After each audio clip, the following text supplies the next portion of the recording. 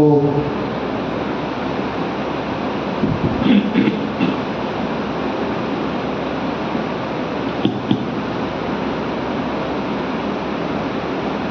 तेरा पार किसी ने प्रभु पाया नहीं, तू दृष्टि किसी की भी आया नहीं। तेरा पार किसी ने प्रभु, पार किसी ने प्रभु, पार किसी ने प्रभु पाया नहीं, तू दृष्टि किसी की भी आया नहीं। तेरा पार किसी ने प्रभु पाया नहीं।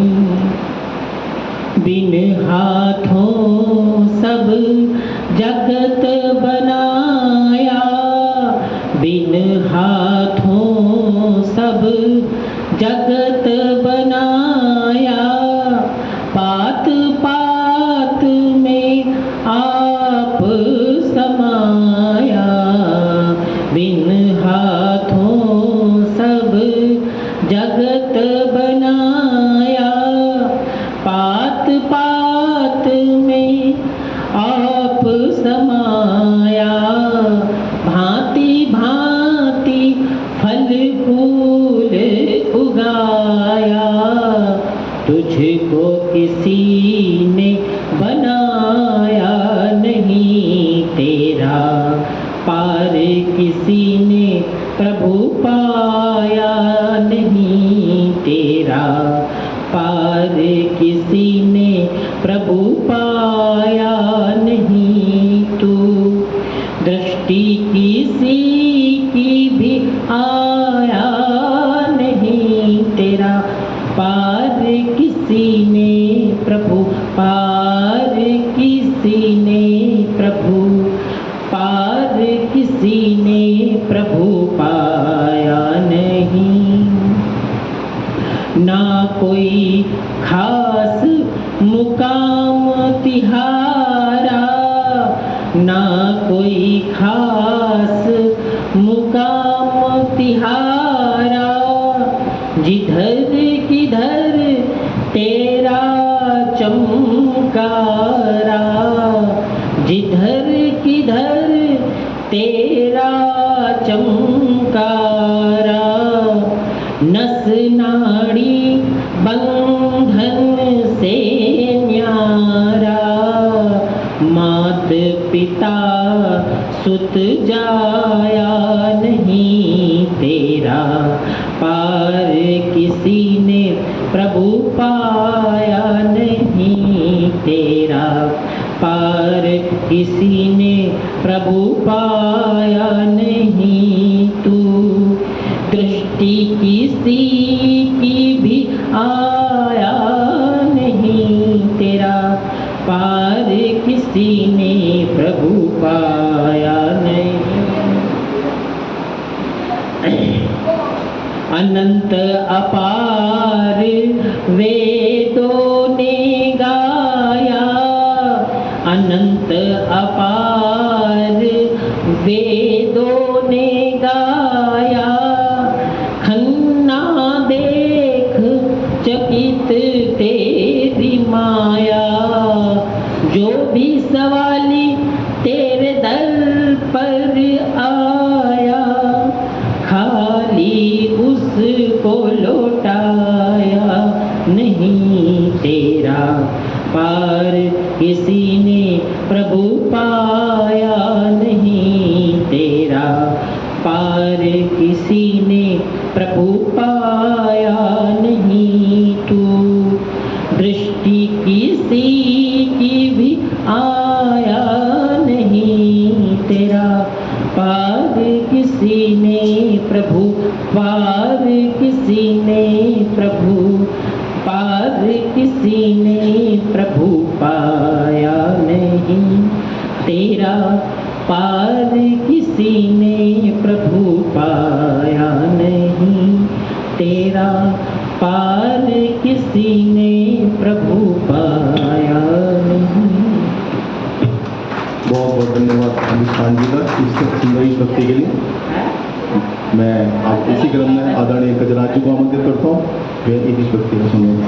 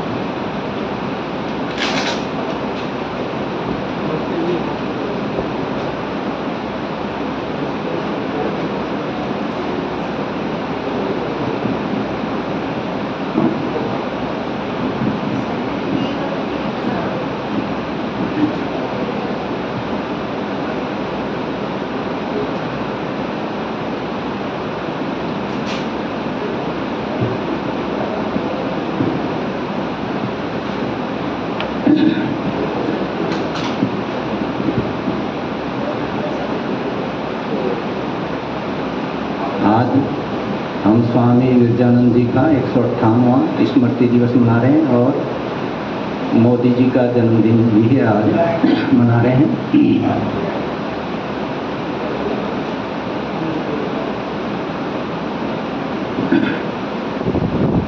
अभी मेरे साथ सभी गायत्री मंत्र का उच्चारण करेंगे। ओम भूर्भुवः स्वः तत्सवितुर्वरेण्यं भर्गो देवस्य धीमहि धियो यो नः प्रचोदयात्। तूने हमें उत्पन्न किया, पालन कर रहा है तू, तुझसे ही पाते प्राण हम, दुखियों के कष्ट हरता है तू। तेरा महान तेज है छाया हुआ सभी स्थान, सृष्टि की वस्तु वस्तु में तू हो रहा है विद्यमान। तेरा ही धरते ध्यान हम मांगते तेरी दया, ईश्वर हमारी बुद्धि को श्रेष्ठ मार्ग पर चला। दाता हमारी बुद्धि को वेद मार्ग पर चला।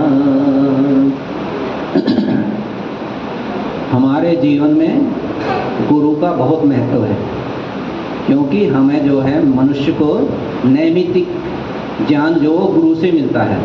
सामान्य ज्ञान जो हमारा बहुत कम होता है और नैमित्तिक ज्ञान गुरुओं से प्राप्त करके हम विद्वान, ऋषि, महर्षि, विद्वान, साइंटिस्ट कुछ भी बन सकते हैं, लेकिन इसलिए गुरुओं का बहुत महत्व है। और सबसे बड़ा गुरु तो परमात्मा है, जो गुरुओं का भी गुरु है। अभी मैं आपके सामने एक भजन प्रस्तुत करूंगा, सभी ध्यानपूर्वक सुनेंगे, मनन करेंगे और जीवन में डालेंगे।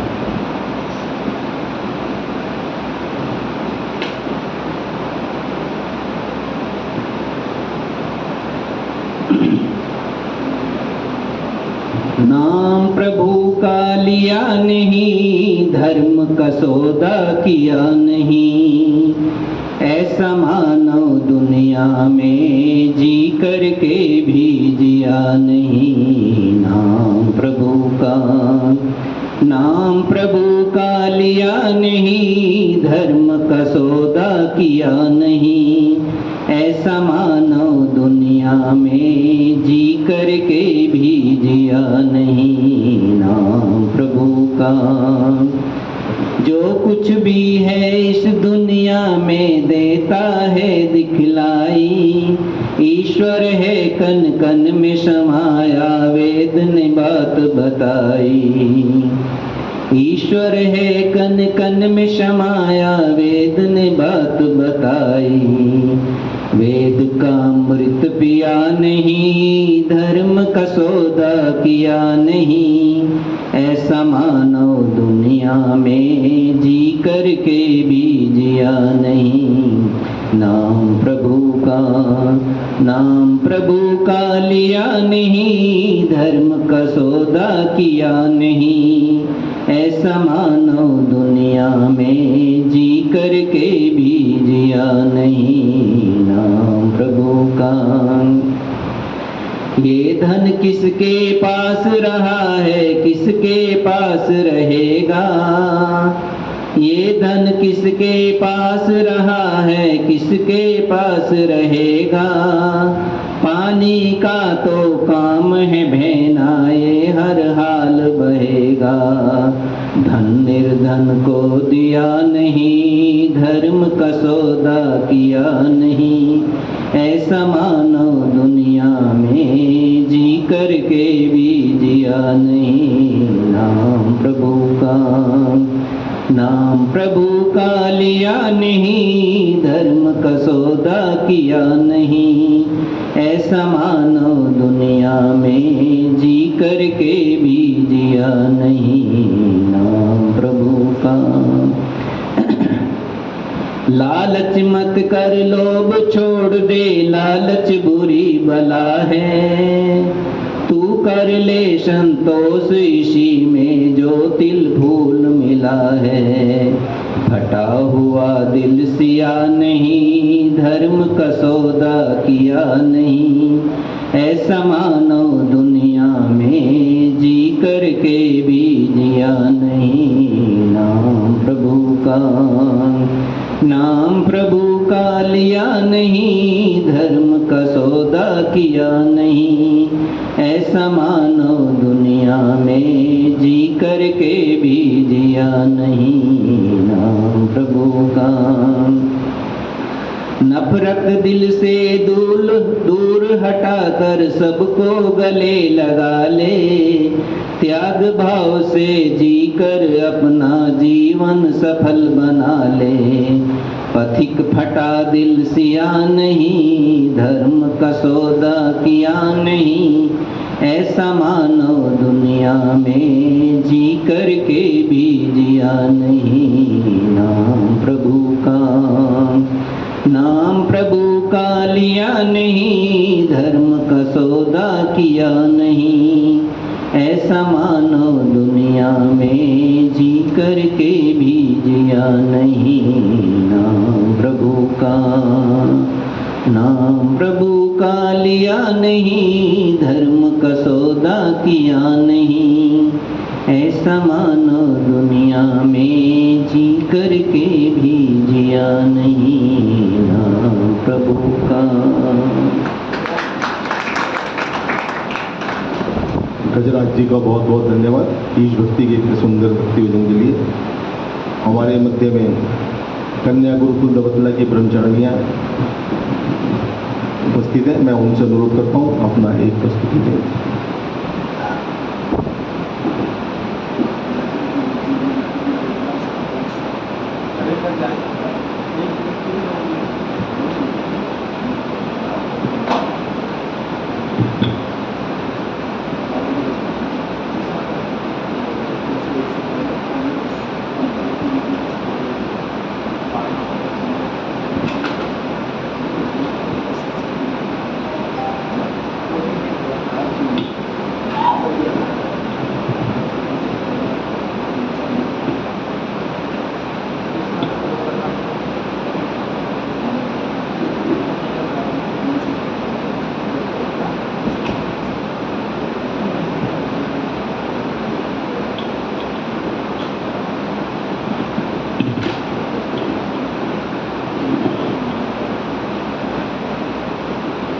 एक और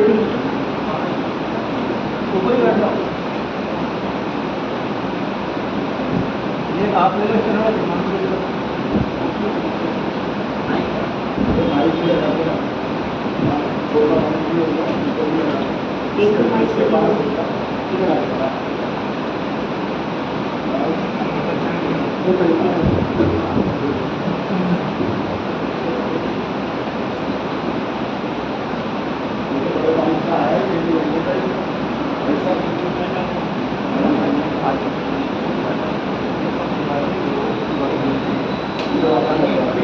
आचार्य जी 3 भजन कर लो बस।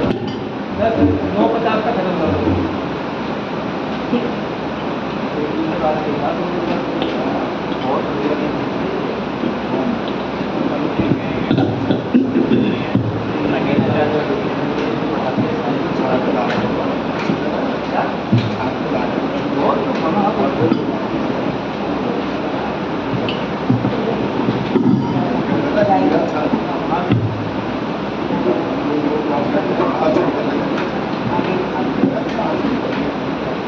मोबाइल आपका होगा।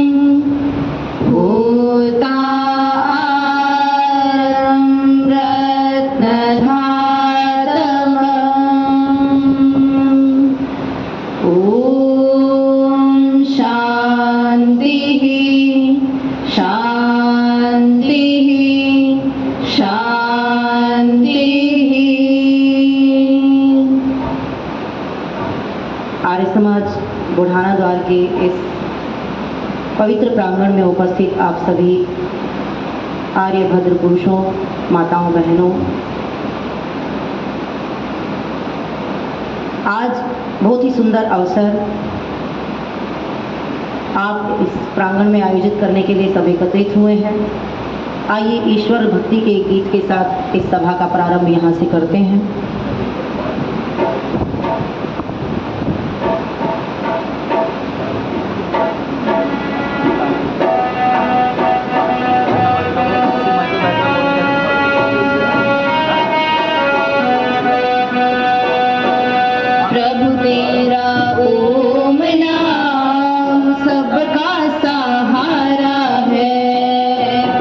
तेरा ओम नाम सबका सहारा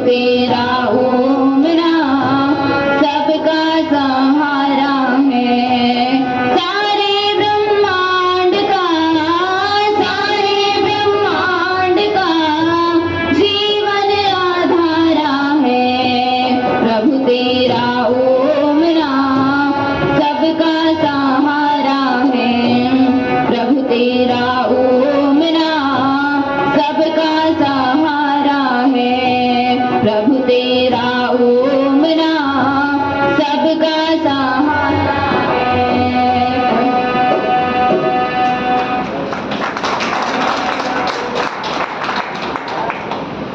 सारे ब्रह्मांड का जीवन आधार परमपिता परमात्मा निश्चित रूप से इस संसार का रचने वाला, निराकार, सर्वशक्तिमान, न्यायकारी, दयालु और अन्य अनेक गुणों से युक्त वह परमात्मा सब गुरुओं का गुरु है।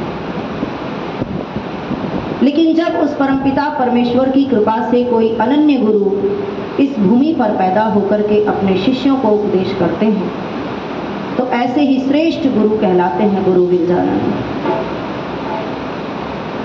जिनकी जयंती को आप और हम सभी मनाने के लिए यहाँ एकत्रित हुए हैं। 14 सितंबर को पुण्यतिथि को मनाने के लिए यहाँ एकत्रित हुए हैं।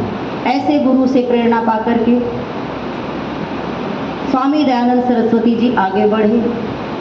आप सभी को वृतांत याद होगा, जब मथुरा में अपनी शिक्षा पूरी करने के बाद महर्षि दयानंद सरस्वती जी गुरु दक्षिणा में लौंग भेंट करने के लिए वहां पहुंचे, तो गुरु का हृदय विदीर्ण हुआ और गुरु को बड़ा दुख हुआ। एक मुट्ठी लौंग मात्र, इस एक मुट्ठी लौंग के लिए मैंने दयानंद तुम्हें तैयार किया था। तो उस समय गुरु के मन के भावों को इस गीत में पिरोने का प्रयास मैंने अपनी कलम से किया है। आशा है आप सभी मेरा उत्साहवर्धन करेंगे।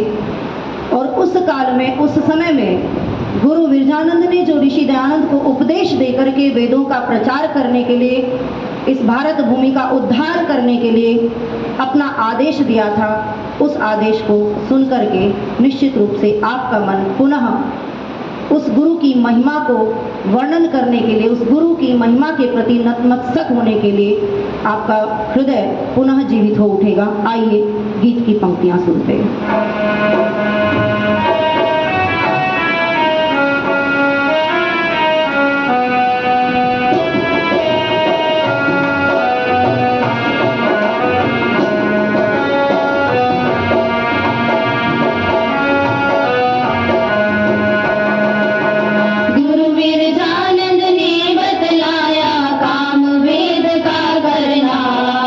गुरु दयानंद ने बतलाया काम वेद का करना।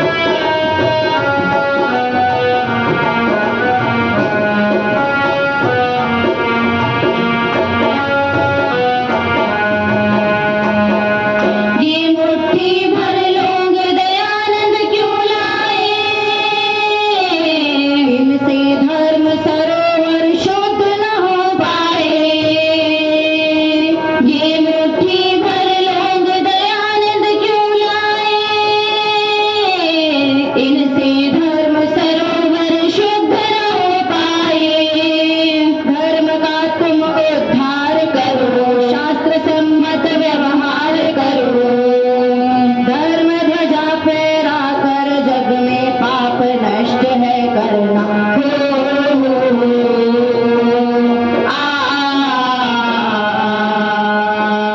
गुरु बिरजानंद ने बतलाया काम वेद का करना। गुरु दक्षिणा देना है तो तिमिर राष्ट्र का हरना।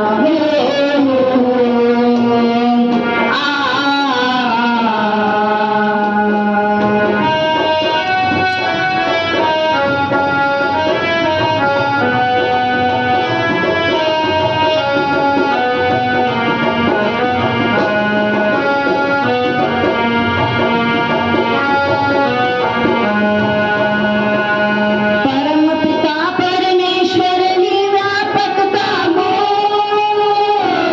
मानव की भोली बुद्धि को समझाओ। परम पिता परमेश्वर की व्यापकता को मानव की भोली बुद्धि को समझाओ।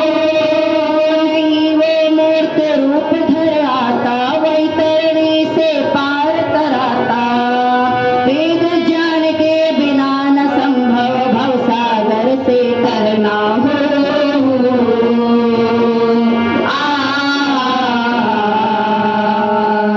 गुरु बिरजानंद ने बतलाया काम वेद का करना। गुरु दक्षिणा देना है तो तिमिर राष्ट्र का हरना।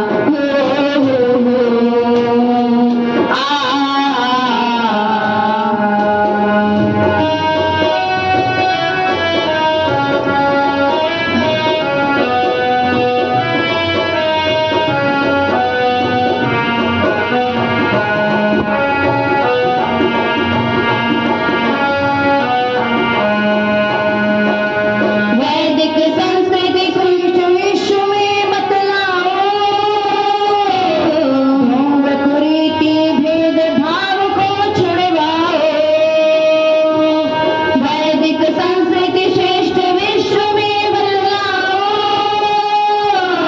ढोंग कुरीति भेद भाव को छुड़वाओ। आर्ष ग्रंथों का पाठ पढ़ाकर ऋषि मुनियों को मान दिलाकर आर्य सभ्यता फिर से चरम शीर्ष पर धरना हो।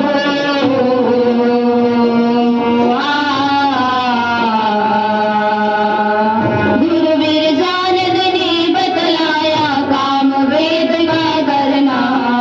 गुरु दक्षिणा देना है तो तिमिर राष्ट्र का हरना।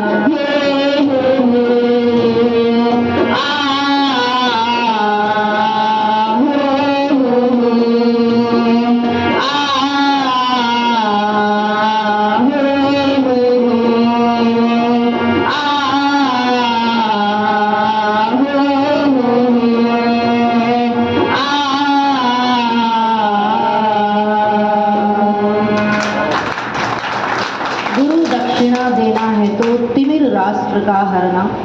संपूर्ण राष्ट्र में ढोंग, पाखंड, कुरीतियों का, अंधविश्वास का मायाजाल फैला हुआ था। उस मायाजाल को दूर करने के लिए, उस अंधकार को दूर करने के लिए गुरु बिरजानंद ने ऋषि दयानंद को आदेश दिया और गुरु का आदेश पाकर के निकल पड़े हैं महारथी लेकर के हाथ में ओम ध्वजा को और झंडा गाड़ते हैं वेद प्रचार का, वेदों के ज्ञान का, कुरीतियों को दूर करके, पाखंड को दूर करके, सब प्रकार से उन भ्रांतियों को समूल नाश करने का संकल्प लेकर के महर्षि दयानंद सरस्वती आगे बढ़ जाते हैं। आइए एक गीत ऋषि दयानंद के चरणों में पहले समर्पित करती हूँ। ऐसे राष्ट्रभक्त, देशभक्त, गुरु भक्त महर्षि दयानंद सरस्वती जो गुरु की आज्ञा को पाकर के आगे बढ़े, आइए उन ऋषि को नमन करते हैं। हमें ध्यान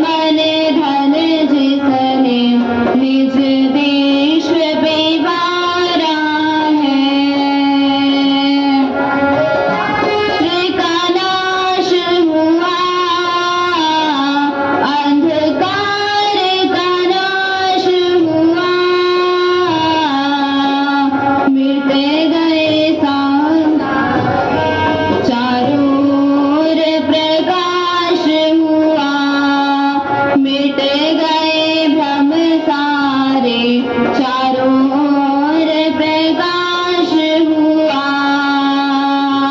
बिरजानंद के दीवाने ने,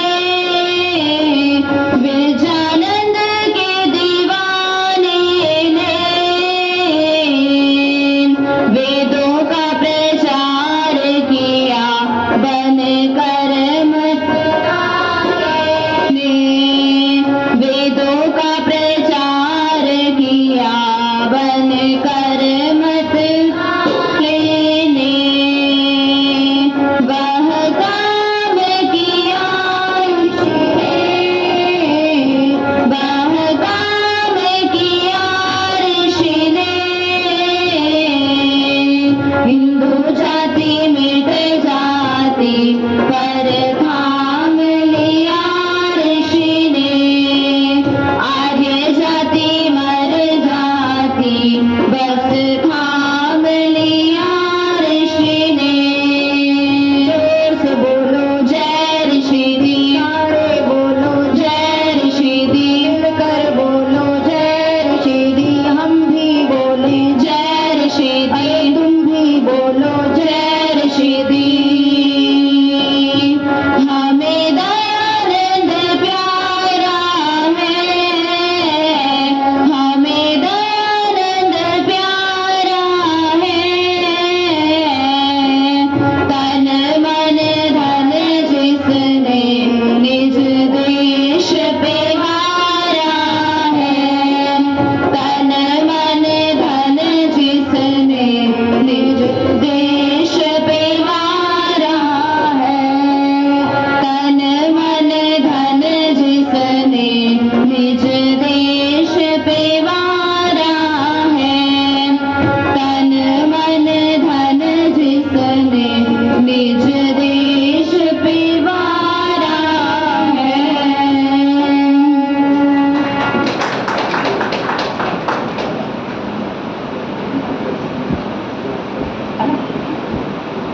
आप सभी ने बहुत धैर्य के साथ सुना। आप सभी का बहुत बहुत धन्यवाद। इति ओम शांति शांति शांति।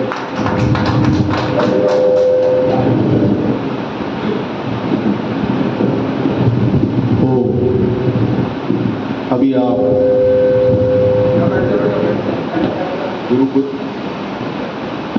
गुरुकुल दबतला के प्राचार्य आदरणीय सोनियार्य और उनके कर्मचारियों से भक्ति संगीत सुन रहे थे, बहुत ही सुंदर भक्ति हुई। उसके लिए उनका बहुत बहुत आभार प्रकट करता हूँ। और जैसा कि आज का कार्यक्रम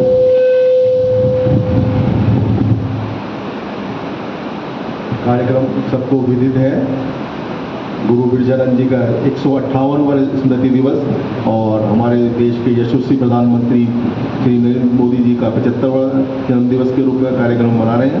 तो आज के कार्यक्रम के अध्यक्ष के लिए मैं हमारे समाज के आदरणीय सदस्य श्री रुपेश सिंघल जी को आमंत्रित करता हूँ। वे आए अपना अध्यक्ष के लिए मंच पर स्थान लें। तालियों से सब उनका स्वागत कीजिए। हमारे मध्य आप दोनों लोग आ रहे हैं। मैं अब हमारे मध्य में जो हमारे गुरुकुल कन्या दबतला के संचालक आचार्य प्रमोद शास्त्री जी को आमंत्रित करता हूँ। ये आए मंच पर अपना स्थान लें। बहुत ही विषम परिस्थितियों में अपने गुरुकुल को चलाते हैं ये। कभी जाओ तो वहाँ जाना तो देखना, और मैं तो कहता हूँ सबको जाना चाहिए वहाँ। मैं आदरणीय जिला प्रधान श्री सुशील बंसल जी को आमंत्रित करता हूँ। वे आए मंच पर अपना स्थान लें। जो हमारे समाज के धर्माचार्य आजेंद्र राज शास्त्री जी को भी आमंत्रित करता हूँ। वे आए मंच पर अपना स्थान लें। तब तालियों से उनका स्वागत कीजिए। मैं अब स्वागत की परंपरा में सबसे पहले अध्यक्ष जी के स्वागत के लिए आदरणीय मुदित बंसल जी को आमंत्रित करता हूँ। वे आए उनका स्वागत करें। और जो हमारे आचार्य हैं उनके स्वागत के लिए मैं गजराज जी को आमंत्रित करता हूँ। वे आए उनका स्वागत करें। और जो हमारे जिला प्रधान हैं उनके स्वागत के लिए मैं आए उनका स्वागत करें।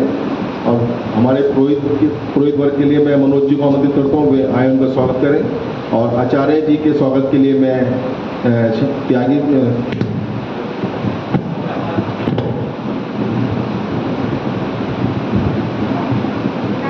मीनाक्षी त्यागी जी को आमंत्रित करता हूँ। वे आए उनका स्वागत करें।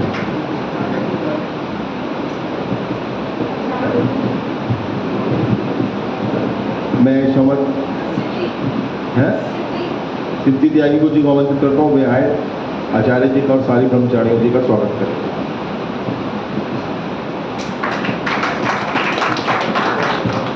बच्चों को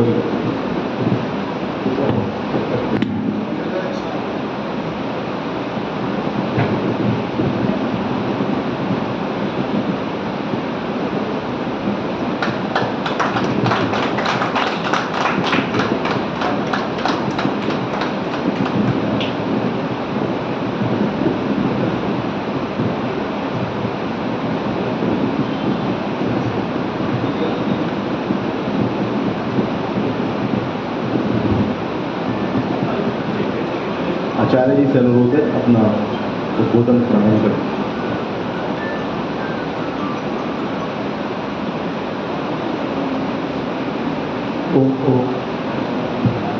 या तो वो माइक दे दो या ओम ओम।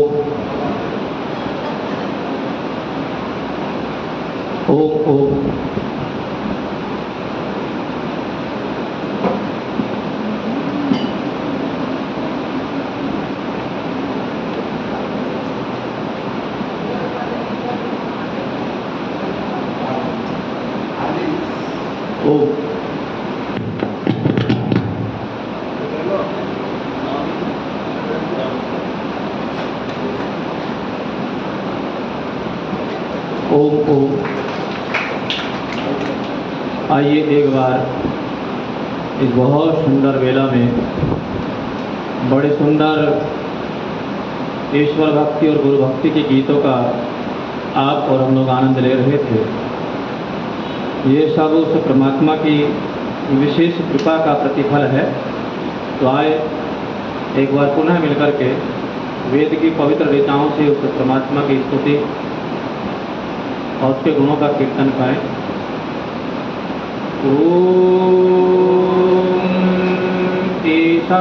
ईशावास्यमिदं सर्वं यत् किञ्च जगत्यां जगत् तेन त्यक्तेन वन्दिता मा गृधः कस्य धनम्। ॐ याम मेधां देवगणाः पितरश्च उपासते तया मामद्य मेधयाग्ने मेधामिनं कुरु। ॐ असतो मा सद्गमय तमसो मा ज्योतिर्गमय मृत्योर्मा अमृतं गमय।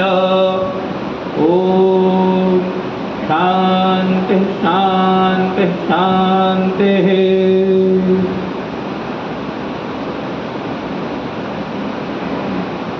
बहुत सुखद संयोग आज ये बन रहा है, जिस महामना का गुरुवर्य का स्मृति दिवस मनाने के लिए आप और हम लोग यहाँ बड़ी श्रद्धा भक्ति और पवित्र भावनाओं के साथ उपस्थित हुए हैं। उसी गुरु के महान शिष्य के करकमलों से स्थापित आर्य जगत की सुप्रसिद्ध आर्य समाज बुढ़ाना द्वार मेरठ के माननीय प्रधान जी, जिला सभा के भी प्रधान जी हैं, आज की सभा के माननीय अध्यक्ष जी, इस समाज के श्रेष्ठ धर्माचार्य श्रद्धेय आचार्य श्री वैदिक कन्या गुरुकुल दमतला की प्राचार्य मेरी सहधर्मिणी आचार्य सोनिया जी, गुरुकुल की पवित्र ब्रह्मचारिणियों, उपस्थित आर्य मानभाव, विभिन्न समाजों से उपस्थित हुए सभी आर्यवृंद, श्रद्धामयी वंदनामयी निर्मात्री मातृशक्ति। बहुत सुंदर चर्चा गीतों के माध्यम से अभी आपने हमने सुनी। वैसे तो आर्य समाज की स्थापना ऋषिदान जी महाराज ने वेद के प्रचार प्रसार के लिए की थी, और वेद के प्रचार प्रसार के लिए ऋषिदान जी महाराज ने आर्य समाज की स्थापना इसलिए की थी कि उनको उनके गुरु ने आदेश दिया था, और आदेश देकर के कहा था कि जाओ, संसार से वेद विद्या विलुप्त हो रही है, लोग वेद का मार्ग छोड़ रहे हैं। वेद विद्या के बिना संसार का कल्याण न हो सकेगा, इसलिए जाओ और अपने पूरे जीवन को पूरे पुरुषार्थ परिश्रम से वेद विद्या के उद्धार में लगा दो। आर्यावर्त के लोग वेद की परंपराओं से, वेद की आज्ञाओं से, वेद के निर्देशों से, वेदों की मर्यादाओं से, वेदों की लक्ष्मण रेखा से बाहर जा चुके हैं। ऐसे उस महान गुरु का हम जन्मोत्सव मना रहे हैं। संस्कृत साहित्य का चूँकि उनके साथ बड़ा गहरा संबंध है, संस्कृत में एक महाकवि हुए हैं जिनको कालिदास कहते हैं। आप लोगों ने भी कालिदास की किसी न किसी रचना को महाविद्यालय के काल में विद्यार्थी जीवन में पढ़ा है, सुना है। भारतवर्ष में संस्कृत के जितने भी कवि हुए हैं, उन कवियों में सबसे ज़्यादा यश किसी को मिला लौकिक साहित्य में, तो किसको मिला? महाकवि कालिदास को मिला। और कालिदास जी की एक बहुत सुंदर सूक्ति कवि हम जब गुरुकुल में पढ़ते थे तो हमारे यहाँ लिखी थी, और वो सूक्ति कहती कि आज्ञा गुरुनाम ही अविचारणीया। आज्ञा गुरुनाम ही अविचारणीया। वो कहते हैं कि संसार में सबकी बातों पर इपबट करना, किंतु परंतु करना, तर्क वितर्क करना, वाद विदंडा करना, लेकिन गुरु की आज्ञा का कभी उल्लंघन मत करना। ये कौन कहते हैं? ये संस्कृत का उद्भट कवि कहता है, जिसको पूरी दुनिया में पढ़ा जाता है। ये वो व्यक्ति है जिसको संस्कृत साहित्य का शेक्सपियर कहा जाता है। अब ये इस देश का दुर्भाग्य कहें या इस देश की विडंबना कहें, जब हमें अपने भारत की किसी परंपरा का, भारत की किसी मर्यादा का, भारत के किसी ऐतिहासिक उज्जवल चरित्र का हमें प्रमाण संसार को देना होता है, तो भारतीय ऋषि मुनियों के सूक्तियों को, कोटेशंस को नहीं उठाते, और उठाते हैं तो उनको संसार ज़्यादा प्रमाणिक। बोलो जी। यदि हम कहते हैं कि भारत का शेक्सपियर, तो शेक्सपियर कहते ही विचार आता है कि बहुत महान लेखक हुए हों, और उस महान लेखक से जब कालिदास की तुलना करते हैं तो लगता है कि कालिदास छोटे हैं और शेक्सपियर, बोलो जी। अब ये कौन मानते हैं? जिनका सारा जीवन कहानियों में गुजरा हो, जिन्होंने सारी जिंदगी कहानी सुन सुना करके ही, बोलो जी। हम जब बचपन में छोटे थे तो मेरे से तो सब पुरानी पीढ़ी के लोग बैठे हैं, और मैं इसलिए चर्चा कर रहा हूँ कि आप और हम लोग सौभाग्यशाली है कि हमने तख्ती और स्लेट से अपनी ज़िंदगी की शुरुआत की, और अब मोबाइल, लैपटॉप और टैबलेट से हम लोग खेलते हैं। ये इस भारत की सबसे विचित्र जनरेशन है। न हमसे पहले ऐसा सौभाग्य किसी को मिला, और न हमसे बाद में कोई इस सौभाग्य को, बोलो जी। अब लोग कहते हैं कि शेक्सपियर भारत के कालिदास है, लेकिन जिन्होंने कालिदास की रचना को पढ़ा है, कालिदास ऐसा महान व्यक्ति भारतीय इतिहास में या विश्व के इतिहास में हुआ, जिन्होंने बड़े दुर्लभ दुर्लभ साहित्य रचे। अकेली गौमाता को लेकर के पूरा का पूरा रघुवंश उस व्यक्ति ने लिख डाला। कितना गौरव गौ माता को प्रदान किया। लिखते हैं तस्या पुरन्या सपवित्र पांसु मपान तुलानाम धुरी कीर्तनी। रघुवंश में महाकवि कालिदास कहते हैं कि तस्या पुरन्या, कितना आदर राजा दिलीप और उनकी पत्नी सुदक्षिणा करते थे। किसके प्रति? गौ माता के प्रति। कहते हैं कि तस्या खुरन्या से पवित्र पांसु मपान तुलानाम धुरी कीर्तनैया, कि जहाँ जहाँ गाय के पैर रखे जाते हैं, खुर रखे जाते हैं, उन्हीं के ऊपर ऊपर राजा दिलीप और उनकी पत्नी सुदक्षिणा कदम दर कदम चलते हैं। वो नंदिनी बैठ जाती है तो राजा बैठता है, नंदिनी उठती है तो राजा भी उड़ जाते, वो चलती है तो वो भी उड़ जाते। ऐसा महान कवि जिसने इतनी विलक्षण प्रतिभा थी, ऐसा सुंदर अलंकारों से युक्त, ऐसा सामाक्षिक पदों से युक्त ऐसे ऐसे बढ़िया काव्य रचे, तो वो व्यक्ति कहता है कि आज्ञा गुरुनाम ही। लेकिन दुर्भाग्य भारतवर्ष के लोगों का, उस व्यक्ति की योग्यता को, विद्वता को भी हमने पाखंड में ढाल दिया, और हमने कहा कि वो तो व्यक्ति कहानियों से रचा बचा व्यक्तित्व था कि वो उसकी पत्नी को छोड़ कर गए, बोलो जी। और हिंदी जगत में हास्य कवि तो यहाँ मंचों से सुनाते हैं कि भारत में जितने लोग कवि बनते हैं वो घर से लूट पीट करके बनते हैं। क्यों जी? ये तो मान्यता है ना। हमारे यहाँ मुझे याद आता है सचमुच पंडित लक्ष्मण सिंह बेमोल हमारे बड़े उच्च कोटि के भजनोपदेशक थे। उन्होंने 2-2 गृहस्थ बसाए, लेकिन दुर्भाग्य की सफलता किसी में भी।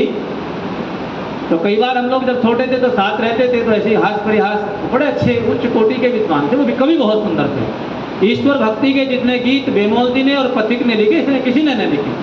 बड़े बड़े धुर्रम खां उपदेशक भी उनके गीतों को गाते हैं, आज भी उनके गीतों में सदा नयापन। तो वो कहा करते थे कि ब्रह्मचारियों, जब जब मैं घर से लड़ते के भागता हूँ तब तब मेरे मन में वैराग्य भावना पैदा होती है, और जब जब मेरे मन में वैराग्य भावना होती है तो मैं बहुत सुंदर गीत और गीत लिखा, घर बार बसा कर देख लिया, संसार में अपना हो न सका। तो ऐसा ऐसा लिखा उन लोगों ने। तो वहाँ कालिदास के जीवन में भी जोड़ दिया गया कि वो तो काली के भक्त थे और घर से लुट पीट करके जो है वो ऐसी भागे पत्नी के वियोग में, बस उन्हें वैराग्य और बस वही जब उन्होंने क्या किया जी बोलो, रचनाएं प्रारंभ की, काव्य प्रारंभ किया। अब इनसे कोई पूछे कि बिना व्याकरण के कोई काव्य रच सकता है क्या जी बोलो, रच सकता है क्या? व्याकरण पढ़ना पड़ेगा, अनुप्रास, अलंकार, तमाम प्रकार के अलंकारों को, छंद को, ये सारी विद्याओं को पढ़ने के बाद व्यक्ति एक रचना भी करने में सक्षम। और उन्होंने ऐसे ऐसे महाकाव्य लिखे, ऐसी अनेक कथाएं हमारे यहाँ जोड़ दी गई। ऐसी ही कथा यहाँ गुरुओं के विषय में भी आती है। आज गुरु काम ही क्या करते हैं, केवल कहानियाँ सुना, और कहीं की ईंट कहीं का। और भानुमति ने अभी पिछले दिनों मेरठ में भी कथा हुई, एक व्यक्ति आए थे, वो व्यक्ति भारत में यहाँ भी आए मेरठ में। मैंने भी 10-5 लोगों से निवेदन किया, भाई इस महाराज से मुझे भी मिलवा दो एक बार।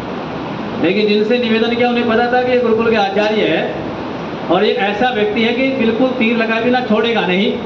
मैं उनसे कहा महाराज मेरे 2 ही प्रश्न हैं, मैं इनसे 2 ही पूछना चाहता हूँ। पहला प्रश्न तो ये, उन्होंने कहा था कि मैं वेदों के ऊपर रामायण कथा कर दूंगा, और आगे उन्होंने कहा था कि वेदों की तो बात छोड़ो, व्याकरण की तो छोड़ो, मैं अष्टाध्यायी में जो पाणिनि के उनके प्रत्याहार सूत्र है, 14 माहेश्वर सूत्र है, मैं उनमें से राम कथा कर दूंगा। मैंने कहा इसका मतलब तो है कि वो वेदों में इतिहास ढूंढते हैं। जब राम की कथा करेंगे और आप कह रहे कि मैं वेद से निकाल दूंगा, इसका माने वेद में राम की चर्चा, बोलो जी बोलो, इसका मतलब वेद से पहले राम पैदा हुए। भाई मेरा इतिहास अगर आज लिखा जाएगा, इसका माने आने वाली पीढ़ी से मैं पहले हो चुका हूँ। हम लोग दयानंद जी का इतिहास गाते हैं, गुरु वीरदानंद की स्मृति के लिए बैठे हैं, तो उनके स्मृति दिवस के संदर्भ में पता लग रहा है कि हमसे पहले पैदा होकर के, बोलो अब, तो उनका मंतव्य है कि मैं मानता हूं कि राम वेद से भी, बोलो जी, इसे क्या कहेंगे आप लोग, बोलो। और वो व्यक्ति वहां खुले मंच से दयानंद को भी कुछ भी कह जाता। तो मैंने कहा भाई मुझे मिलवा दो एक बार, मेरी अभिलाषा है कि इस महामानव के दर्शन हम भी कर लें और अपनी शंका का। लेकिन 4-5 लोगों से, 7 लोगों से मैंने संपर्क किया, उनसे मेरी मुलाकात, बोलो जी, क्योंकि ये भारत जो है ना कहानियों का देश बना कर रख दिया। अब इस समय भी त्योहार चल रहे हैं, अभी हमने श्राद्ध पक्ष को, आज पितृ विसर्जन अमावस्या है, पितरों का विसर्जन करके हम लोग, बोलो जी, कुछ आए हैं कुछ जाके करेंगे, कोई कोई कर रहा है। रास्ते में बड़े थाली वाले हमें भी मिले। और कल से क्या हो जाएंगे, कल से कौन सा पल चलेगा बोलो, अब दिन में रात्रि मना लेंगे। मुझे तो कई बार मैं यहाँ से भी चर्चा करता हूँ, पंडित रामचंद्र देलवी के जीवन का प्रसंग मुझे याद आ जाता है। त्यागी जी मुस्कुरा रहे हैं, उन्हें खूब पता उस प्रसंग का। हम लोग जब बैठते हैं तो बड़ी चर्चाएं होती हैं। पंडित रामचंद्र देलवी का शास्त्रार्थ देवबंद में होना था। वैसे तो ये देवबंद जो है इसका नाम था देववृंद। क्या नाम था? ये देवताओं का नगर था। लेकिन काल में क्या हुआ, काल का प्रभाव चला और इस देश की छाती पर मुसलमानों के घोड़ों की टापों ने इस धरती माता को घायल करना प्रारंभ किया। और करते करते उन्होंने अपना ऐसा वर्चस्व डाला कि उन्होंने उन देववृंदों को बंद कर दिया। और नाम क्या रख दिया? अब इस आंख के अंधे और गांठ के पूरे हिंदू जाति के प्राणियों से पूछो कि देवबंद का अर्थ क्या है? जिसने देवताओं को। अब इस समय एक कहानी और देश में ट्रोल हो रही है, आपने पता होगा, पत्रकार बंधु हमारे बैठे हैं। भारतवर्ष के chief justice of India CBI ने एक बयान दिया अभी 3-4 दिन पहले। बयान क्या दिया? खजुराहो के मंदिर है, आपने देखा होगा। खजुराहो के मंदिर और अजंता एलोरा की गुफाएं वही है जिसको वो एक वहाँ का वो दड़ियल कह रहा है कि आपके पास क्या बचेगा, हम ताजमहल ले जाएंगे, आप कुतुब मीनार ले जाएंगे, हम ये ले जाएंगे, वो ले जाएंगे, आपके पास क्या बचेगा? बोला अजंता एलोरा की नंगी गुफाएं। शायद भूल गए होंगे, क्योंकि भारतीय को भूलने का बड़ा अच्छा रोक दिया भगवान ने। उसका जाकर के यूट्यूब पे बयान सुनना, बहुत ऑथेंटिक बयान है उस व्यक्ति का, कुछ ना बिगाड़ पाए उसका। तो उसने कहा था कि आपके पास क्या बचेगी? अजंता एलोरा की खुजराओं के मंदिर। तो वहाँ किसी व्यक्ति ने पिटीशन दाखिल किया सुप्रीम कोर्ट में कि महाराज वहाँ एक विष्णु भगवान की मूर्ति रखी है और वो खंडित मूर्ति है, उसकी गर्दन गायब है, और इस गर्दन के गायब होने से भारतीय परंपराओं में खंडित मूर्तियों को देवी स्थान में अपने घरों में स्थानों पर हम रखते, इसलिए आप एक ऑर्डर पास करें कि जो हमारा पुरातत्व विभाग है उसकी देख रेख में उसका हम पुनर्निर्माण करा सके, उस मूर्ति को वहाँ से विस्थापित करके नहीं को स्थापित कर सके। तो उसने 2 बयान दिए। पहला बयान तो कहा कि जाकर के भगवान से प्रार्थना करो, महाराज आप दुनिया के पालनहार है, आप सच्चिदानंद स्वरूप है, निराकार है, सर्वशक्तिमान है, तो आपकी शक्ति के सामने किसी की शक्ति चलती, इसलिए अपना उद्धार आप ही कर लो। गणेश जी ने कर लिया था। दूसरा बयान का दिया, आगे उसी बात में जोड़ा कि मैं इसको कर कुछ नहीं सकता, क्योंकि भारतीय जो कानून है, संविधान है, उस भारतीय संविधान में इंडियन वर्शिप एक्ट, भारतीय पूजा अधिनियम ये कहता है कि जो भी जमीन संरक्षित विभाग के अंतर्गत आ गई है, जब तक उसका पूरा निर्णय न हो सकेगा, कोई संस्था, कोई समुदाय, कोई प्राणी, कोई व्यक्ति उसमें कोई स्थापित विस्थापित उसको कर। अब बात वाले का तो किसी को समझ में आया नहीं, लेकिन पहले वाले को लेकर ये हिंदू नाम का रीढ़ ओपन पड़ा। और शायद आप लोगों के मोबाइल में भी वो व्हाट्सएप घूम रहा होगा कि भारत का चीफ जस्टिस देखो जी हिंदू विरोधी है, और फिर हम लोग लगे गड़े मुर्दे उखाड़ने, उखाड़ के लाए, देखो जी ये तो फर्जी नाम लिए घूम रहा है, इसका बचपन में दूसरा नाम होता था, और ये तो बौद्ध बन गया था, और ये तो ईसाई बन गया था। इसी कारण से इसने क्या किया, इसने भारतीय देवी देवताओं पे क्या कर दी, अभद्र टिप्पणी की। अच्छा बोलो इसमें अभद्रता क्या है, बोलो जी, इसमें अभद्रता गंदापन है क्या? उसने यही तो कहा कि जाकर के भगवान विष्णु से प्रार्थना करो कि महाराज आप सर्वशक्तिमान हैं, और क्या करें, इन सारी समस्याओं का ऐसी व्यवस्था करें कि कानून अपने आप ठीक ठाक हो जाए, और इस देश के जितने भी हमारे देवी स्थान हैं उन सबका उद्धार और कल्याण। बोलो जी। अच्छा विचार करें इस बात को तो लेकर मुगल पड़े, लेकिन गौतम बुद्ध जहाँ से बने, मुर्दा को देखा मुझे भी मरना पड़ेगा, रोगी को देखा मुझे भी रोगी होना पड़ेगा, बूढ़ा को देखा मुझे भी बूढ़ा होना पड़ेगा, और मैं ऐसा चाहता, तब किसी के मन में उबाल। बोलो जी। दयानंद ने रात्रि में देखा कि महाराज जिस शिव की कथा दिन में मेरे पिताजी ने बड़े गर्व के साथ सुनाई, ये मामला तो गड़बड़ है, तो वो शिव ये नहीं है जिसके ऊपर तुम्हें उछल-कूद कर रहे हैं, और यदि वो शिव है तो वो शक्तिमान नहीं हो सकता, 2 में से एक तो गड़बड़।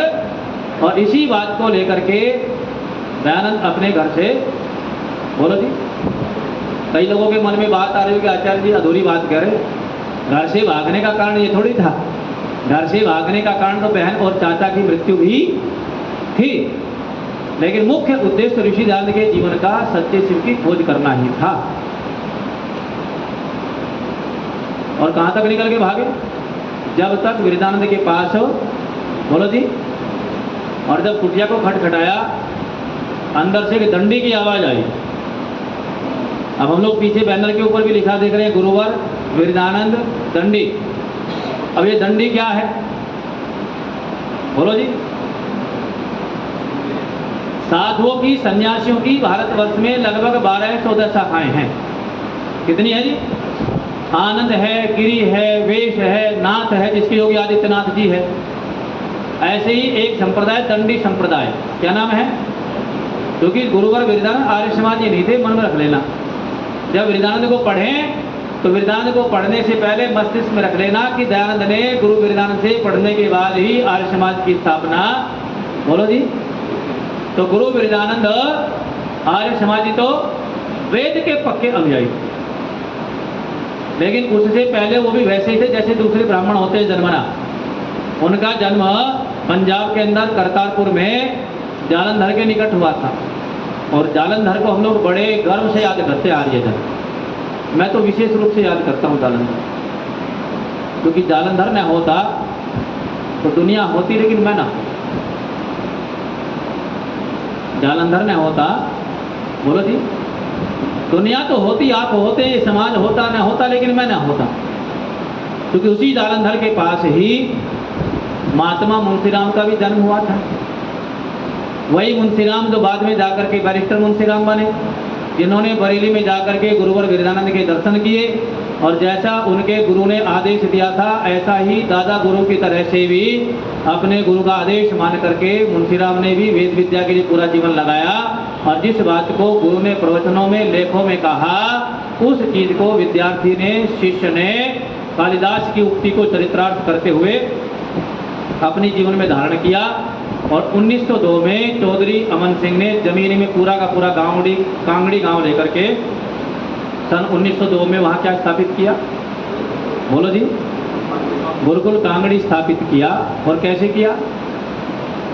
उन्होंने दूसरों से नहीं कहा कि आर्य बन जाओ, अपने बच्चों को यदि में आर्य समाज में लाया करो, बच्चों को गुरुकुल में पढ़ाया करो, गुरुकुल बहुत बढ़िया चीज है भाई, गुरुकुल से वेद विद्या का उद्धार होगा। देखो भाई, गुरुकुल से वेद के व्याकरण के विद्वान निकलेंगे, गुरुकुल के सन्यासी और विद्वान जाकर के हलचल मचा देंगे, और बाद में कभी कहेंगे कि भाई देखो आएंगे खत अरब से जिनमें लिखा होगा गुरुकुल का ब्रह्मचारी, बोलो जी, हलचल मचा रहा है। उन्होंने ऐसा कोई निवेदन दुनिया के सामने, बोलो, उन्होंने निवेदन किया पंजाब में खड़ा होकर के, क्योंकि उस समय पंजाब प्रांत सभा के प्रधान थे, और ये पंजाब आज का पंजाब नहीं, ये 5 राज्यों में बदल चुका है। कितनों में? कौन कौन सा? पंजाब, हरियाणा, बहुत अच्छी बात है, आज का हिमाचल प्रदेश, और बोलो, चलिए, पाकिस्तान वाला पंजाब, और ये इंद्रप्रस्थ तक का भूभाग जिसे हम दिल्ली कहते हैं आधुनिक काल में, ये भी कभी पंजाब का हिस्सा होता था। फरीदाबाद तक का स्थान, ये सारा हिस्सा क्या होता था? इतने बड़े पाकिस्तान वाले पंजाब को भी मिलाकर के पूरे पंजाब के प्रधान थे कौन? महात्मा मुंशीराम। और जब उन्होंने वो प्रस्ताव रखा सभा के अंदर, बोले भाई मैं एक ऐसी व्यवस्था लाना चाहता हूँ, देखो हमने ईसा ईसा बोल तेरा क्या लगेगा मोर, और ईसा मेरा राम रमैया, ईसा मेरा, ये अपनी संतानों को सुना लिया। ध्यान रखिएगा, शिक्षा शेरनी का दूध तो है, लेकिन ये गधई का भी है। अब शेरनी वाला दूध कोई पिएगा तो दहाड़ेगा, और गधई वाला दूध पिएगा तो क्या करेगा? माता पिता को लतियाएगा कि नहीं लतियाएगा? अच्छा, आज 2 प्रकार की परंपराएं हैं। कितने प्रकार की? एक ये गधई वाले दूध वाले चल रहे हैं। जितने वृद्धाश्रम खुले हैं, इन वृद्धाश्रमों में किन की संतानें हैं? जिन्होंने अपने माता पिता को क्या कर दिया? आदर के साथ छोड़ गए। चलिए माता जी आपको तीर्थ यात्रा पे लेके चलते हैं। माता जी घर में ओवरहालिंग करानी है घर की। अब यहाँ डस्ट उड़ेगी, आपको अस्थमा हो जाएगा, तपेदिक होगा, दमा हो जाएगा, आपके फेफड़े खराब हो जाएंगे। यहाँ रहना आपका ठीक है, आप 5-7 दिन अपनी उम्र के लोगों के साथ रहिए, वहाँ पार्टी कीजिए, और बस घर का ओवरहालिंग होते ही हम आपको सम्मान से, बोलो जी, ले जाएंगे। 1 साल तक भी बेटा माँ की सुध लेने, तो ये कौन सी संतानें हैं? ये वो संतानें हैं जिन्होंने मैकाले वाली गधई का दूध पिया। इन अनाथ आश्रमों में, वृद्धाश्रमों में एक भी गुरुकुल वाले स्नातक के माता पिता, बोलो, गुरुकुल का माने ये नहीं हम लोग ठप्पा मारते हैं कि भाई 1 रात पढ़ लिया गुरुकुल में जाकर के तो इसके ऊपर गुरुकुल की मोहर।